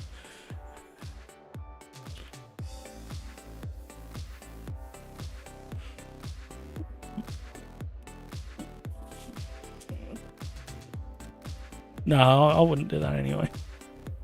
But I can definitely feel something has changed since probably 2 days ago in the GT3. So I thought it was just...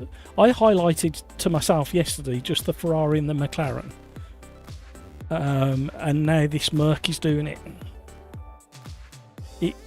It might not be as exaggerated at Silverstone because of how flat it is, but here, because you're accelerating over the brow of hills and stuff like that, and braking onto off camber, the car is the rear end is spitting you out. Have I missed this? Oh.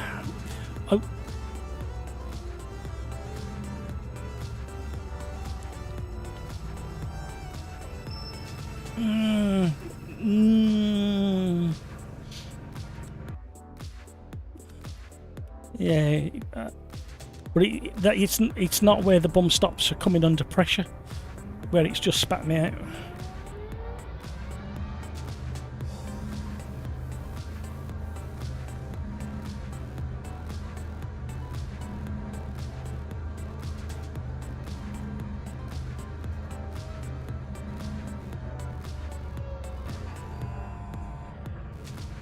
Yeah, it's because I'm not confident in the car. I didn't want to get in anybody's way. Okay.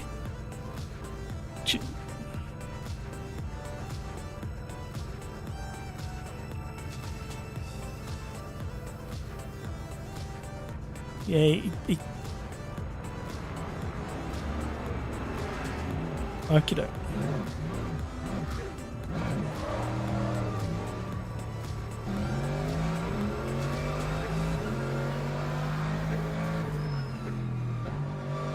Yeah, I'll say it. I tend to find that a 20-minute race gives you just enough time to get your head around the quirks of the car.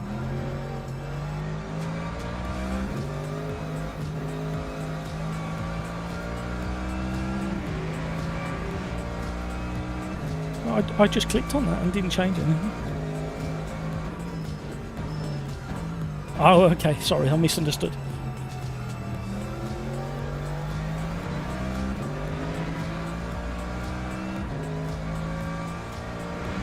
Oh, okay.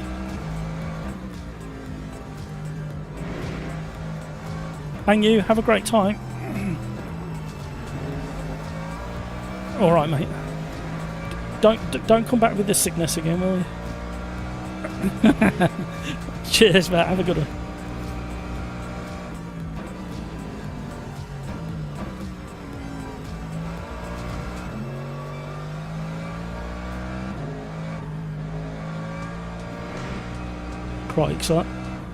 Crikes is on the move already.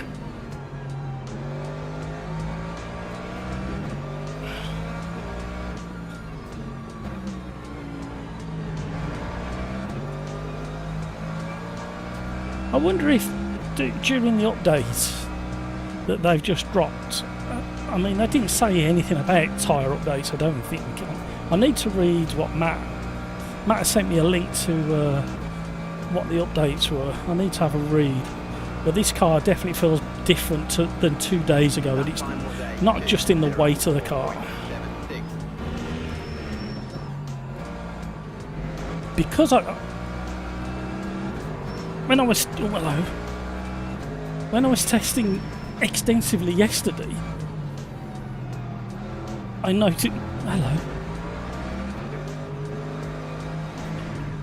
noticed there was less detail in the force feedback all of a sudden.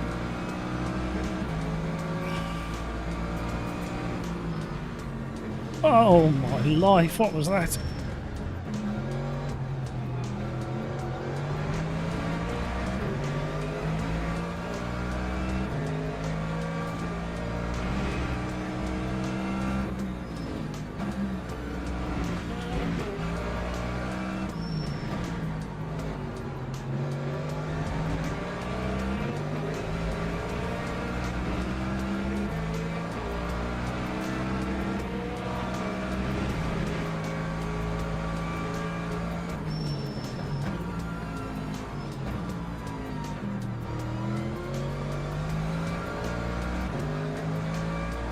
Ferraris and McLaren's dropping off the track, ain't you?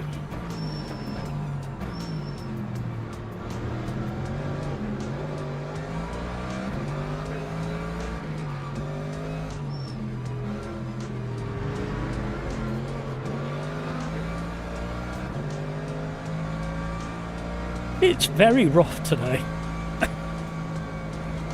It feels more like touring cars than GT cars.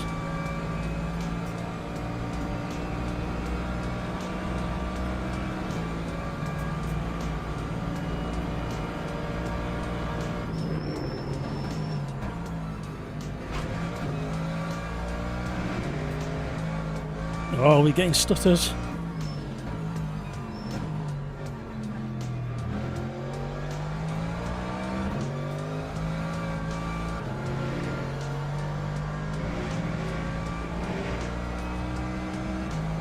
There's still time, there's 15 minutes, yeah.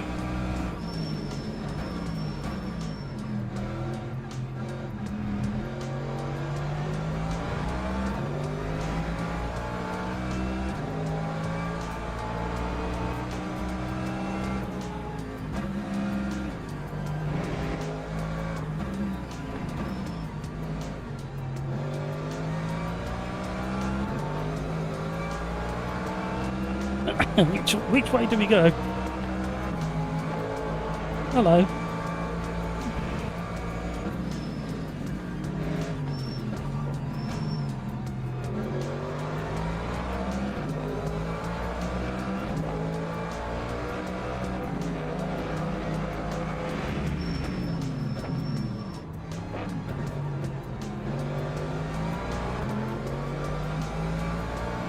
Still bumping and boring going on.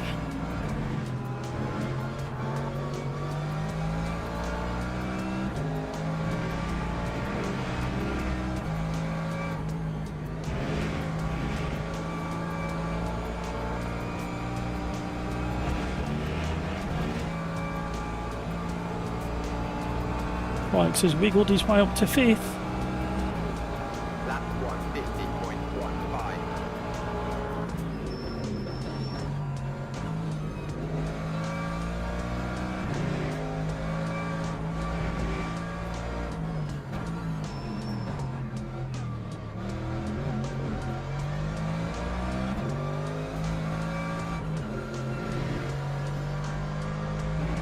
Oh, big stutter again.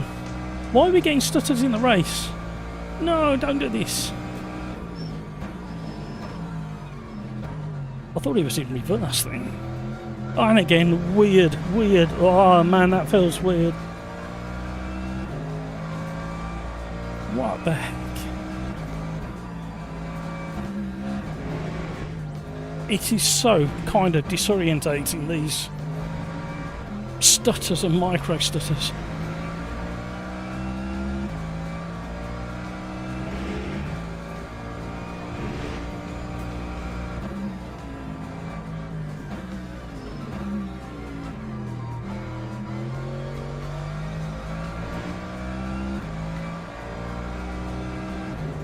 I don't understand why he's doing it. It's been 3 weeks since we did a live stream, and it was running at 120 frames per second, buttery smooth. Go back and look.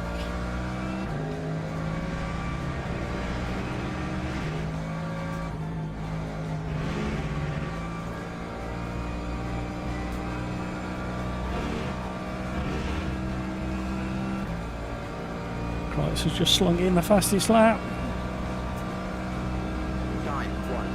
I'm not that far behind him, only 3 seconds. That's on lap time. That's not on track time.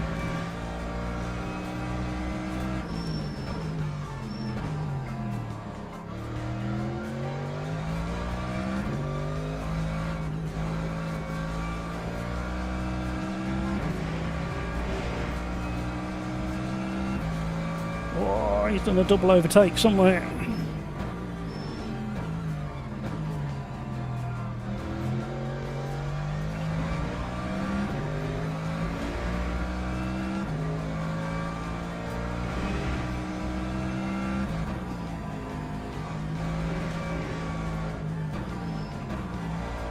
Oh, just stuttered again. It's very odd what's happening. Everything over there on Task Manager is fine. It's very strange what's going on.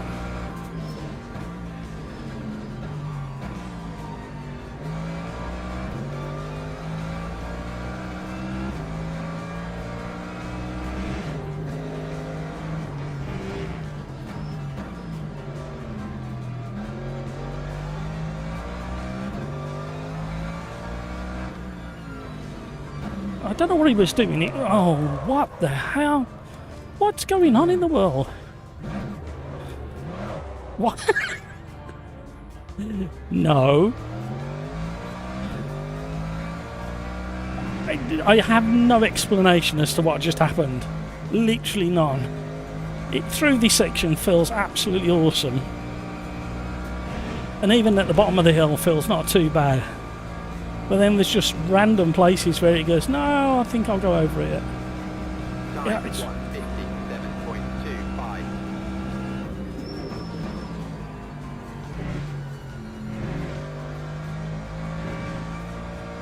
92% on the rear tyre wear.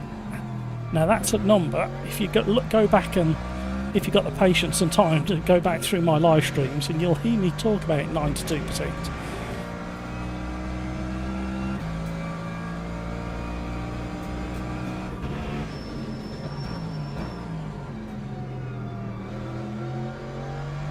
As a key number in grip levels in a LMU.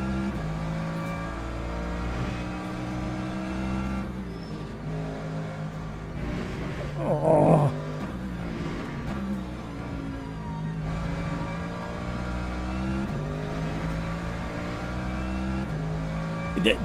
This tyre model as it sits here now, like I just said to Matt B, feels like the tyre model they bought out and upset everybody with. And I thought it was just the Ferrari and McLaren. But now this AMG is feeling a little bit kind of twitchy and... Right.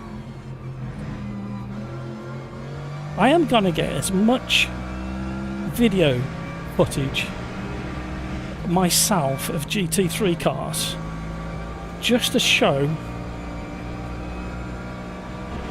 how they drive and don't drive. That's my aim for the next 6 months. Because I'm fed up of 8.06. trying to explain it. I'm going to show it instead.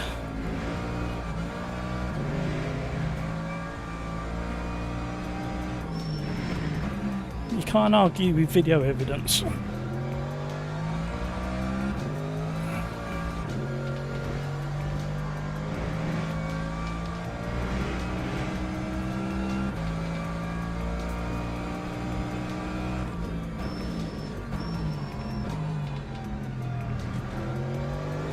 See, what's it doing?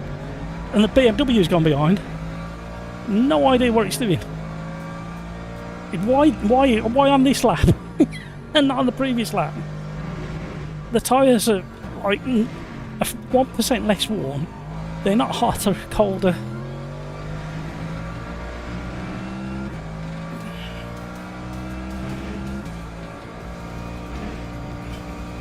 Oh. Right, my biggest comparison is AMS2, which everybody hates, apart from the people who like AMS2, obviously. Now, what I will say for AMS2 is you can feel the tyres going off. They don't just switch off in a random, weird way.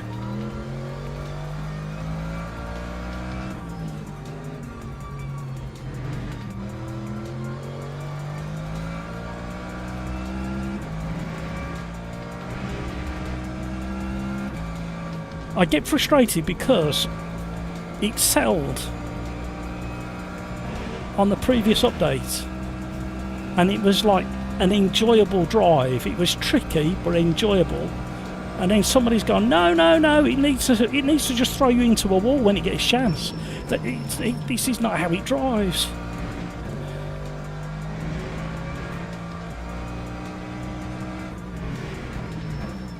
I'm going to interview a couple of British GT drivers as well and get their opinion. I'm not going to talk sim racing with them. I'm going to talk about real cars, and I'm going to talk to as many as I can. And what I'm going to do is I will lead the questioning in a direction that I want it to cover, but without telling them that I'm talking about sim racing. Because I've mentioned to a couple of GT3 drivers on my visits to Silverstone and Donington about sim racing, and they all kind of pull a bit of a face. Drivers of probably over 35 years old, they kind of pull a face when you mention sim racing.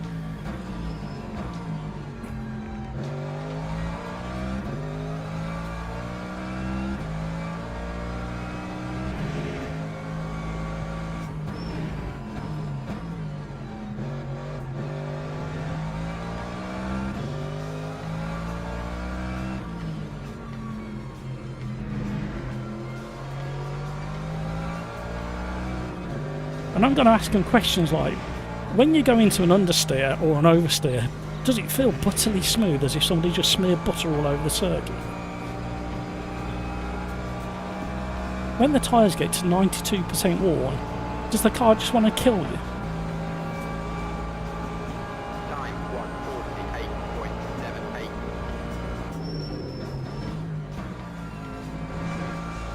148.78. Now, you can't argue with me because we've had cars all around us again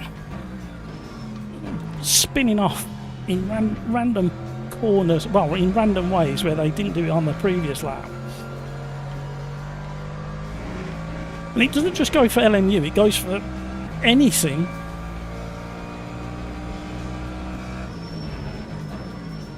I want future reference so that if somebody says, well, that's what they do, and they show them 5 videos of the same car going, no, it's not what they do at all. And here's the driver of that car saying, no, it doesn't do that.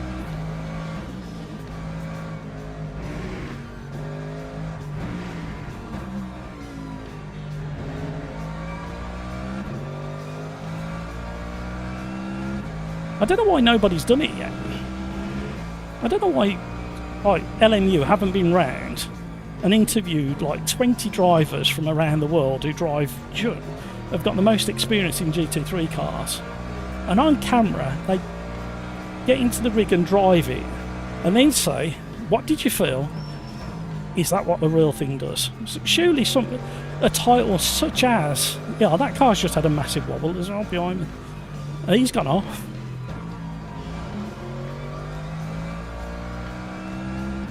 Surely a sim title that's dedicated to GT3 and endurance racing, the best thing they could do is go and interview as many drivers as possible,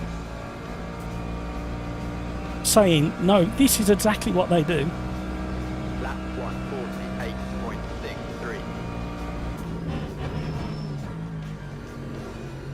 148.63. Jesus.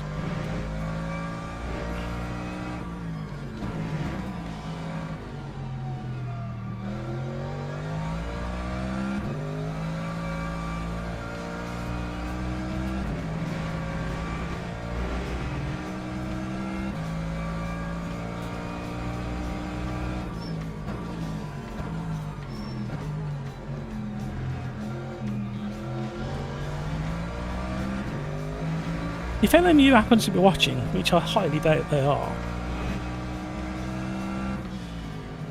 if you want to pay me to go and interview a load of GT drivers, just say the word. And if I can prove that you indeed do have the best GT3 and endurance car physics and tyre model, we will get it confirmed and it will do you the world of good. Oh.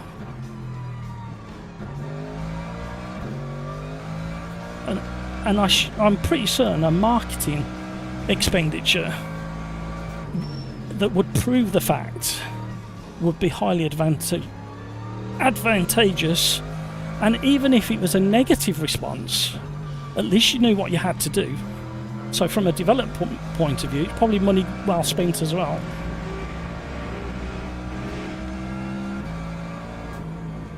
Now, considering I've done in excess of, what have I done? I've done about 40 hours of driving in the last week and a half in LMU. Literally every second I've had, and I've been staying up till 2-3 o'clock in the morning, determined to get the hang of it.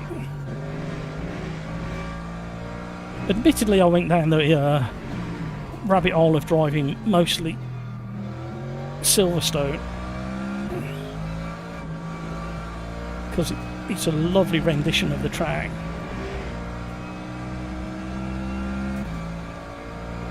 Can't wait for the next day off to join the stream.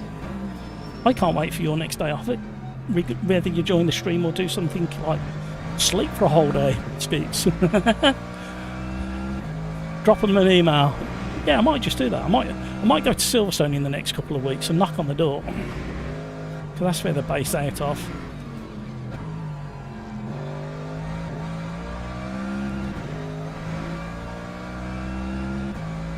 I'm behind Tom Ingram again. I reckon he spelt his first name wrong as a pseudonym, so nobody will guess that his name was Tom Ingram. Or he couldn't help keeping his name in lights on the leaderboard. Oh, we're out on the marbles.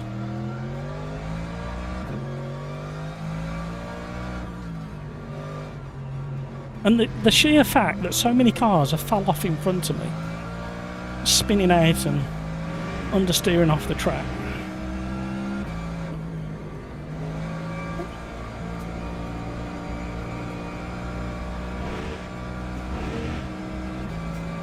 Timo Ingram. Yeah, he just spelt it wrong, yeah. Lap 149.4. I guarantee it's him. I'm going to rack up so many points. You get a prize if you get the most points in it, going off track, don't you? You're having to drive so careful and ginger. I spoke to a Pirelli tyre engineer who was servicing a McLaren GT3, and I asked him how long the tyres last, and they should last 40 laps. And I said, well, when do you notice the drop-off? And he says, well, it does vary depending what track and who the driver is, but you shouldn't notice any drop-off for at least 20 laps. And then it's very gradual after that. He said, I'm gonna find him and interview him as well and talk about tyres. I don't feel very comfortable interviewing people on camera, but sod it. I'm gonna bleed and do it now. Because I'm fed up with these discussions we keep having.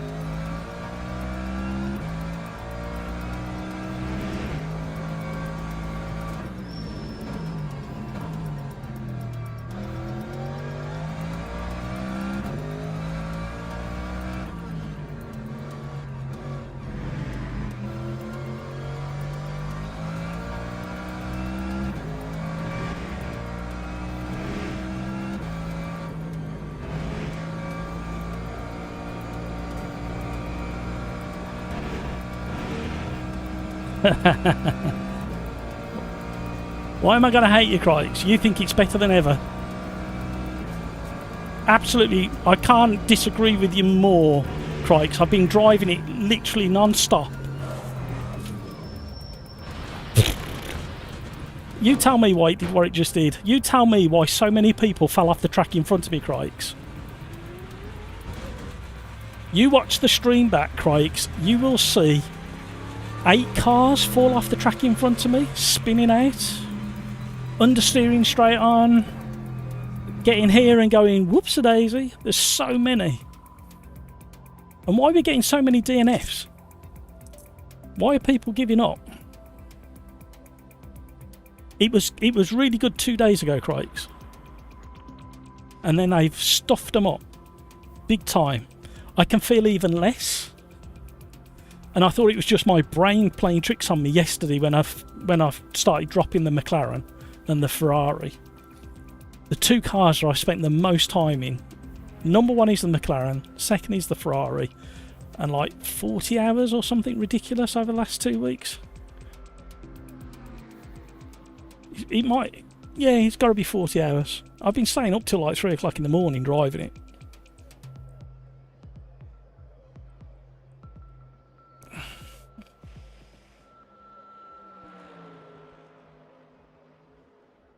What was your car setup, Crikes, with your traction control?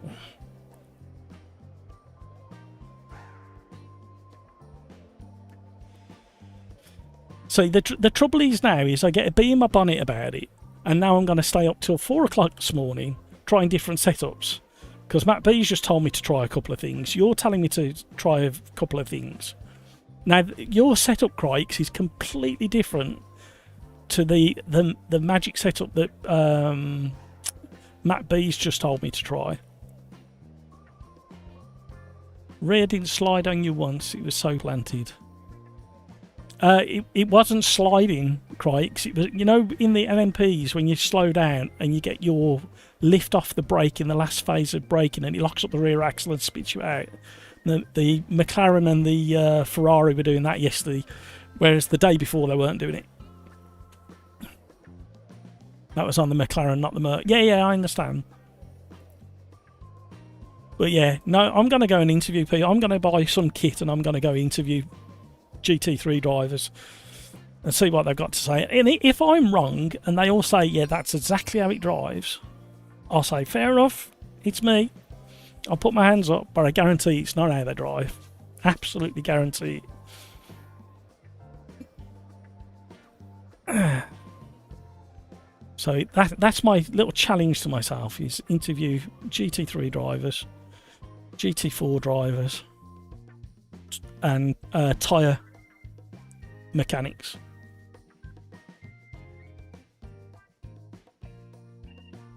I think LMU got a lot of feedback from David Perel. Yeah, well, they had Daniel Morad working on the McLaren, and when he tried that tyre model that feels like this one, he said it's not right.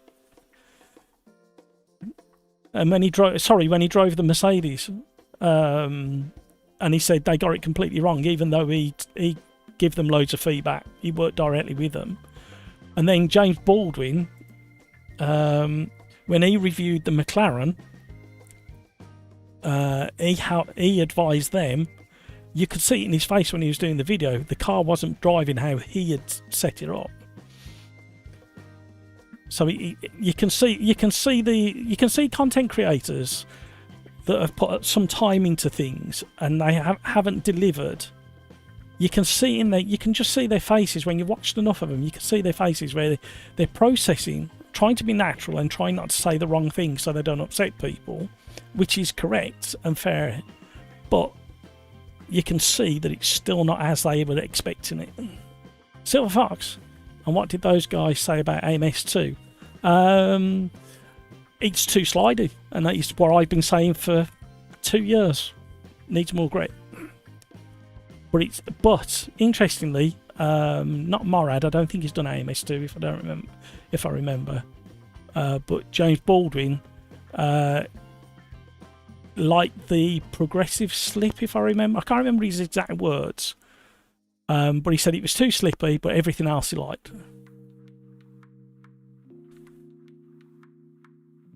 So yeah, it's just really tricky as a content creator.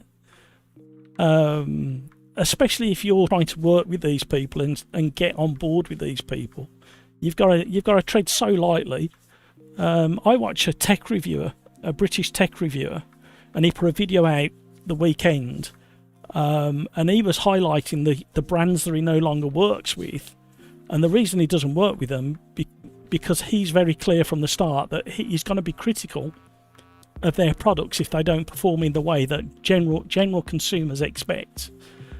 And they've all ghosted him because he wouldn't stick to what they were asking him to do. And as a reviewer, you have a responsibility to let your viewers know the truth. It's as simple as that.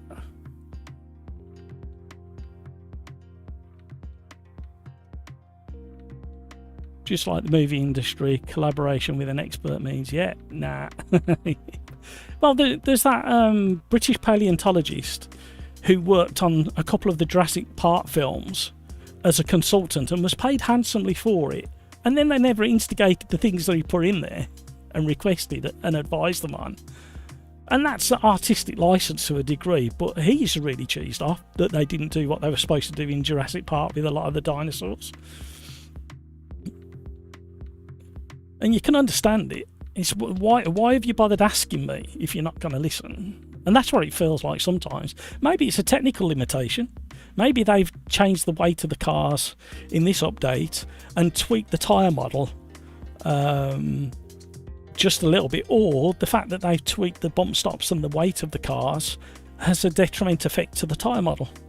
Now, I absolutely understand that somebody like Crikes loves it, but Crikes, you're of a certain level of a driver that's like 2 or 3 steps ahead of me at least. And I don't class myself as a slow driver. You've seen on pretty much all the live streams when I really buckle down and concentrate, then I'm top 4, 5, 6, something like that. So don't class myself as a slow driver. And I mean, I finished 5th in that race, but that was because here's the important thing, I finished 5th in that race after having issues, and the only reason I finished 5th or 6th in that race was because people fell off the track ahead of me. Why were they falling off the track? Why are we getting so many DNFs?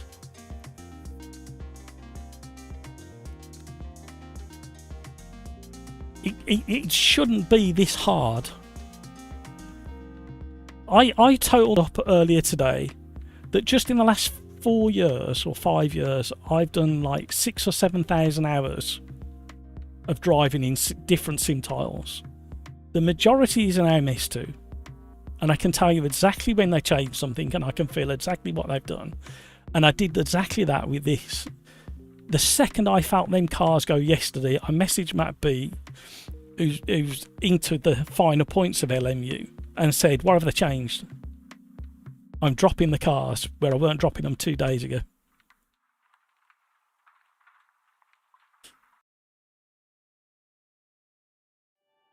You didn't feel any different.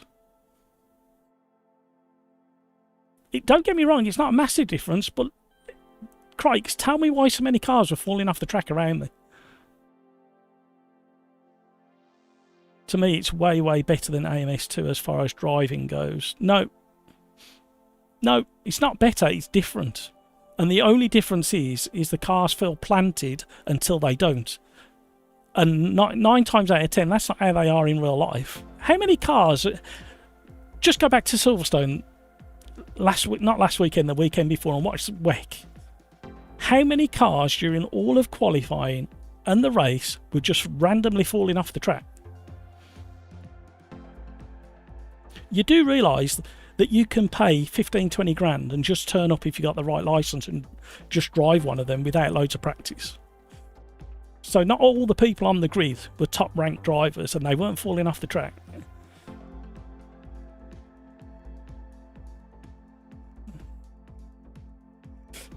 AMS2 is a shitload of content, that's why I like it. Yeah, but it's got lots of other things to like. This has cost me money today. 2 times a week, AMS2 cost me nothing to do exactly the same. And the driving standards are actually worse in LMU open lobbies than AMS2, believe it or not. Just watch the stream back.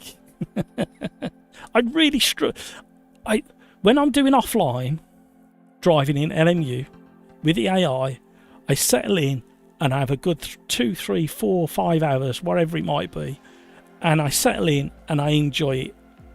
That's what I've done over the last week until yesterday when this new update, this quiet update came out.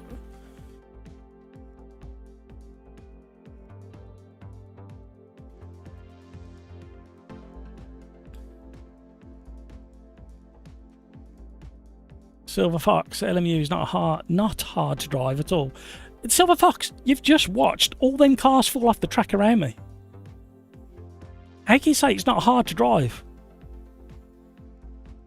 Literally in one lap we had 4 or 5 cars fall off the track around me. I was nowhere near them and they was literally, and you look in the mirror and they're rotating and spinning off. In front of me they're going understeering straight off the track. And you go back to the LMP race at Monza, there was more cars going off just randomly. I struggle with it. I struggle with it, Silver Fox. The evidence is on YouTube. I'm so glad I live stream these. I know I'm having a rant, and it does feel like every time I come online in LMU, something is just not right. It's off. And I know if you love RF2 and you love LMU, it doesn't grate very well, and you can go, well, what about this one, or what about that one? Every single sim has got an issue. And it's just what issues you can put up with.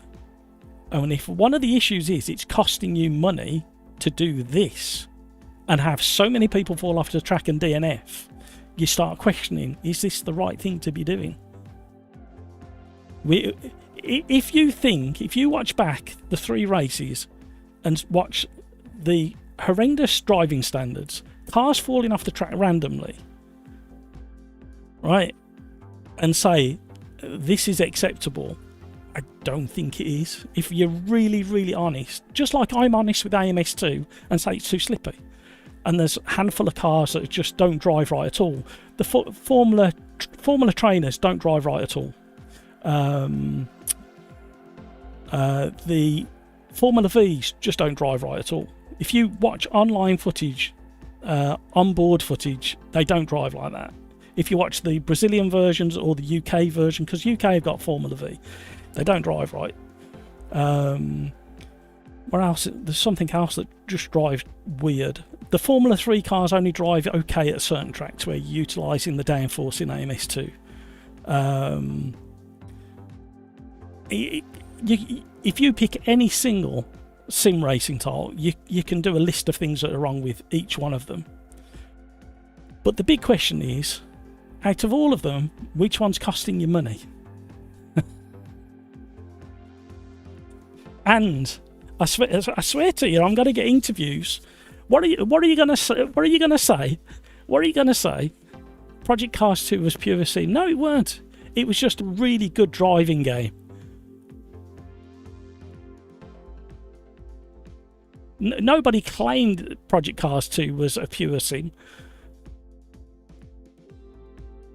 But my God, AMS2 and Project Cars 2 as Skeets has just said, absolutely shred everything else with VR on an average to good PC.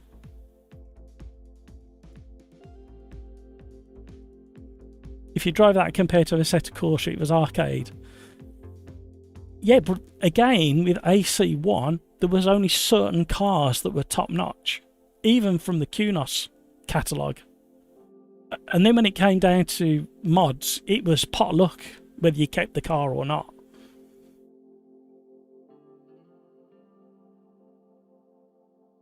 LMU is easier on my system. It was up until yesterday. 3 weeks ago, you watch, I was getting a rock solid. I think I loaded it to 120 frames a second or 90 frames a second. It ran smooth as anything. But answer me this, Silver Fox. Answer me this, Silver Fox. We do, on a day like today, we do qualifying, then a race. In qualifying, me and others in chat have said that they crash out because when somebody joins the qualifying in an open lobby like this, the glitch that happens and the stutter not only affects the visuals, but it affects the force feedback and it ruins your qualifying lap. So, AMS2 in a hosted lobby is better than LMU because you don't get in those glitches. But on the other side, AMS2, I have to restart after 3 races, but I know I have to do that, and I accept it, and it flushes out the issues. Jensen, hello, how are you? Welcome along. You've joined at an interesting point. I'm starting to sound like some other YouTubers. I'm having a bit of a rant. At least I've got a smile on my face. What happened to LMU yesterday? I think it was yesterday or the day before. They had a very, very quiet update. And they've changed the BOP on the GT3s and the hypercars. And they've made some of the GT3 cars heavier. And they've changed the bump stops on some of the GT3 cars. And it's changed the characteristics of the McLaren and the Ferrari. So if you drive like I have over the last couple of weeks and then jump into them, it just spits you off the track. Did they publish the BOP changes? I think they did somewhere. I'm going to have a look. Somebody sent me a link. I need to read it first because I'm not sure where that information came from. Skeets. The most best experience is V10 F1 in AMS2. Yeah, it's a really good car. In VR using OpenXR. Yeah, but the machine you need to run it, and depending on the headset.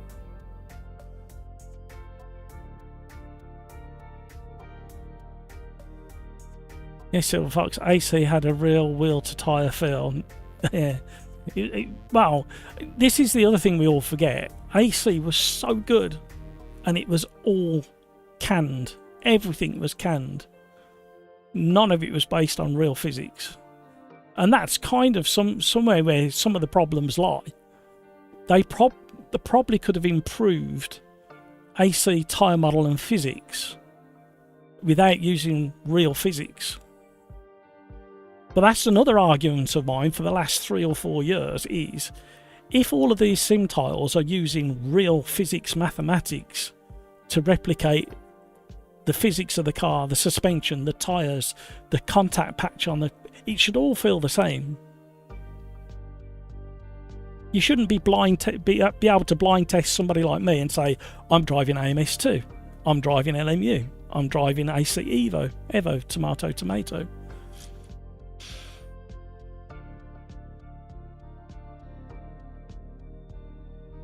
Crikes, LMU is also easier on my system today. I was running 180, 140 FPS smooth. It's the highest FPS I've had in any game. Yeah, I've lost a third today. Explain that. And my system, I guarantee nothing has changed on my system. Literally, in fact, it should be running better because I deleted shed loads yesterday. So I've freed up space on so many drives. Silver Fox never had those glitches. Just watch the live stream back. Somebody else in chat, Darren Whitehouse, was getting the same glitches. I think Matt B was getting the glitches. It's accepted. It's already. It's one of the. I said to Matt B about the glitches, and he said the devs are aware of it. They're trying to fix it. So the devs have said out loud, Silverfox, that the glitches during people joining and leaving is a known issue. They're trying to mitigate it. I think they're admitting they'll never fix it. It'll always be there when a car loads and then the livery loads. And that's a legacy thing from RF2. So if the devs are admitting it, Skeets, puddles are the worst thing in Project Guy here.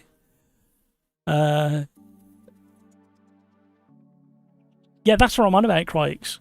Stutters in the quali when people are joining and leaving.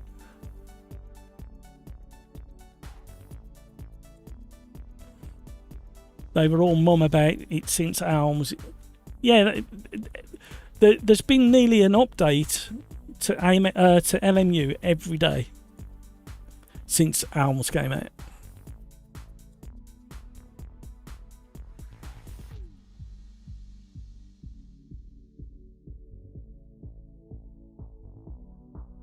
You use CV1 with OpenXR Toolkit. Excellent. Yeah, I at the moment I don't see me getting into VR. Yeah, I need a new PC to do VR. Skeets, one of the most fun cars to drive is the Toyota GT86 mod in AMS2. It's a great car. The Toyota GT86 is such an underrated car. Been around Donington in one. The power to weight to grip ratio on a Toyota GT86 is almost perfect, and the balance of the car means you can get the back out if you want to have a bit of play.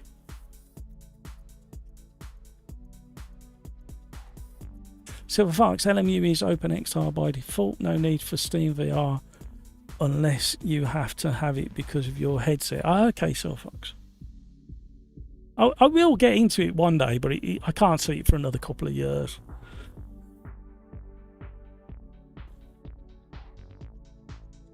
AMS2 has the best sim to real physics. AMS2 in VR has gotten more demanding each batch since 1.6. Yeah, he's still head and shoulders above everything else.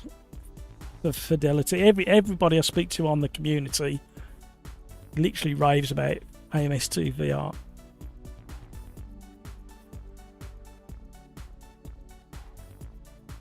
For me, LMU and AMS2 are very close as far as system demand in VR. Okay, not good to know. Crikes, probably like 2 or 3 stutters in the quali and then nothing in the... Yeah, you won't get any stutters in the race because nobody's joining. Apparently it's when somebody joins the race that you're in and then the livery gets loaded onto the car, and that's what causes the glitch. The loading of the car and then the livery onto the car, because it happens in 2 stages. Silver Fox, Matt, if you get VR, you really do need a good GPU and a good CPU. Don't overlook that.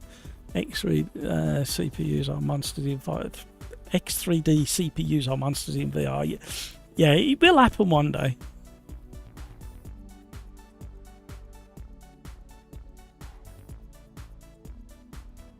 AMS2 allows way more cars on track. Jensen, the CV1 is an ancient VR headset, so it's really easy for a vaguely recent PC to drive 90 FPS. You sound like me, Jensen. Skeet Silver Fox, my system is a 9900 combo with 30 terabyte of NAND. They're so fast, the old NAND drives. AMD GPUs are pure trash for VR though. Okay, I didn't think they were that bad. Mind you, I haven't, like I say, because I haven't gone down that rabbit hole of VR. I haven't really looked. I know a couple of the community like bark at me every now and again. You need to be on VR, but you need to do this, you need to do that, you need to do the other. Crikes. I thought I heard you complain about stutters in the middle of the race. Yeah, towards the end of that, only in the last race, towards the end, it was just like people were like giving up and DNFing and leaving the server. Don't forget, I'm having to run not lots of other software, but I'm having to run more than you guys. I'm running 1, 2, 3. I'm probably running 3 different pieces of software compared to you guys, and the 2 of them are quite heavy on resources.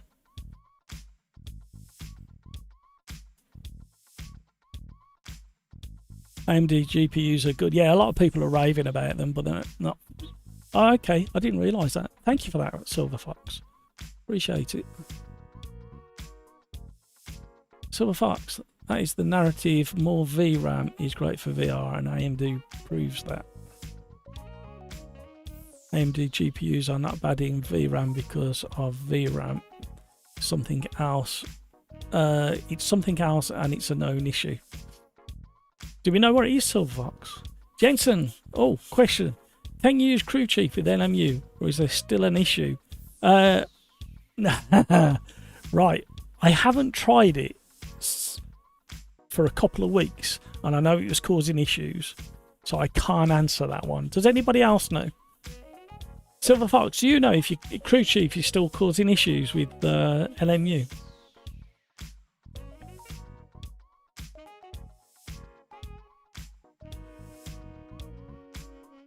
Thank you, Skeets. I suppose I could try it now, couldn't I? Mind you, it's going to put more demand on my system, but we'll risk it for a biscuit. Shall we do some live R&D? What's the time? I've got to keep an eye on the time because I've got a championship race in 40 minutes in AMS2. Right.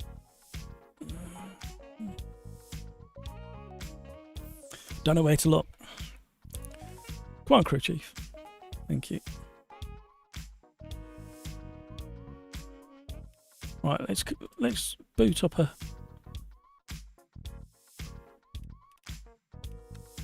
quick race. Never use crew chief, so I can't help. Nvidia are hype. AMD's, oh dear, that good, but the narrative barbecues them. Not for long, because Nvidia have kind of refocused things on AI and data centers, haven't they?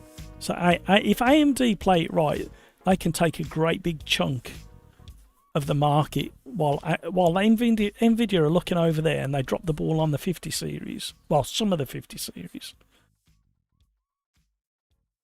RaceLab overlays now work in VR and it's amazing. My 5090 is not hype.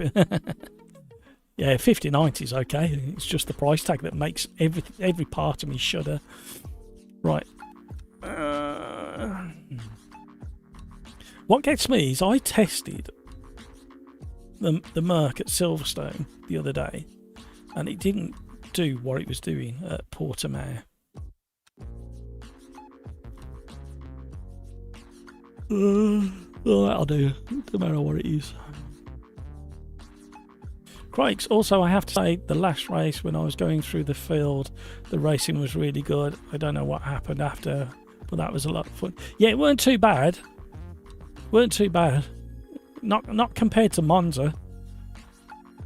And even Le Mans was a bit rough for me with that one guy.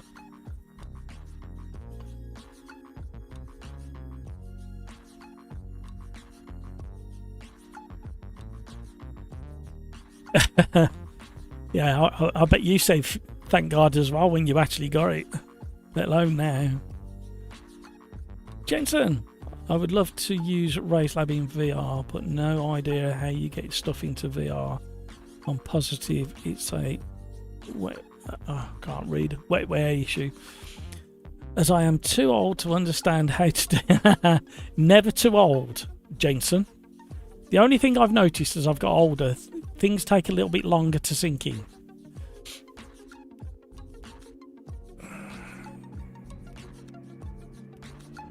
You've all worn me out.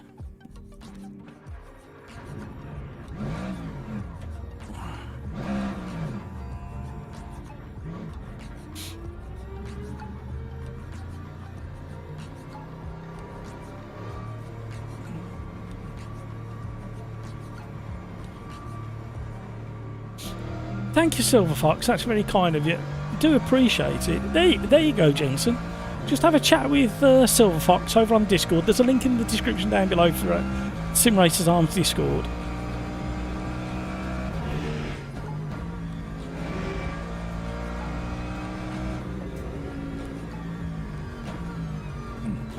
Right, what I should do.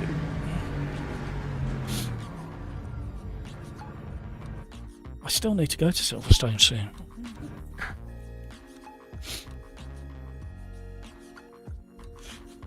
We underfuel it. We'll see if crew chief is going to say anything. Has it picked it up?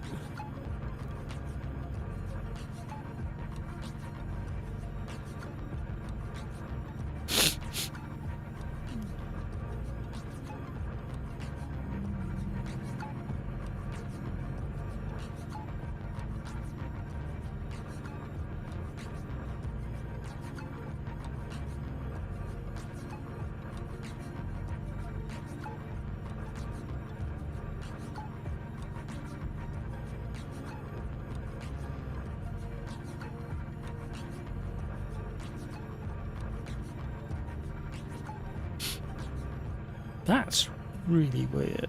Why is it not working now? Bear with me, everybody. Oh, I've got to keep an eye on the time.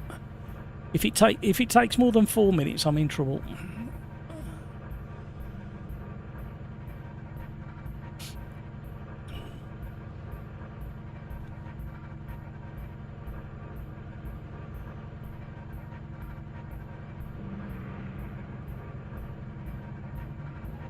Bear with me, everybody.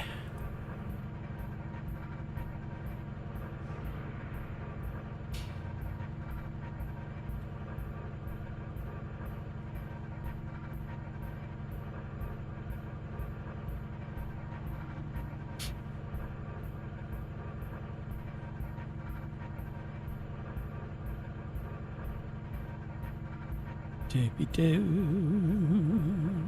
Chat amongst yourselves while I just do this. I have no idea why it's done what it's done. And now it wants me to... What has gone on with that?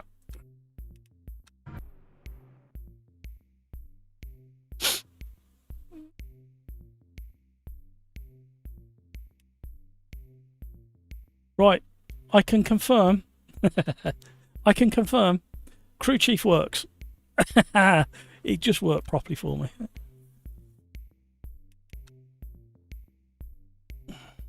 I don't know why it glitched originally. Sorted that. Right. Where are we?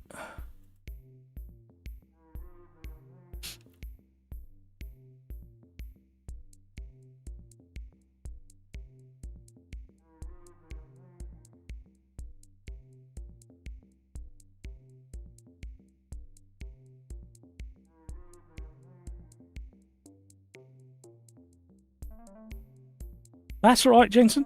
What you might have to do, sometimes once you've got crew chief up and running, it might not automatically recognise LMU when you first start up crew chief. And if you go to the drop down just above the start crew chief button, yeah, hang on, I can show you. You may have to manually select it, and then it will come up with a separate box that says it says that crew chief needs to install a file into your LMU folder, so you just need to navigate to the LMU folder, let it install it, and then you might have to restart LMU for it to pick it up. But it's definitely definitely working now. There you go. Forgot to tell you, Jensen, the VR overlays only work for the paid version, at least for now. Ah, there you go. Right, you guys have been awesome. I've got a dash. It's 6:30. I've got half an hour to go and eat something, go for a human pit stop, Ariba, and do at least 5 minutes practice for this championship race. You guys have been awesome. Thanks for the long chat as well. Welcome along, Jensen. Thank you for joining us. Mert feels pretty good around Silverstone right now. Yeah, he does okay around Silverstone.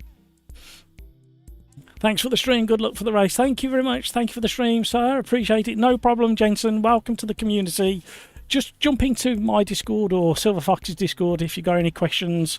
There's always going to be somebody around. As long as you put it in the right kind of channel, and then people will see there's something new in there, and there's plenty of people out there. If I see that you haven't had an answer within a day or two, I tend to send a message out to everybody and say, can somebody please respond? And normally somebody pops their head up and gives you a bit of advice. But yeah, excellent, everybody. You know what I'm going to say next. Take care of yourself so you can take care of those around you. And until tomorrow when we do AMS2, let's be careful out there. Thank you, everybody. Bye. Now I've got to manually press this button over here because my Stream Deck's not working properly. And we need to change stream. And I found the button and...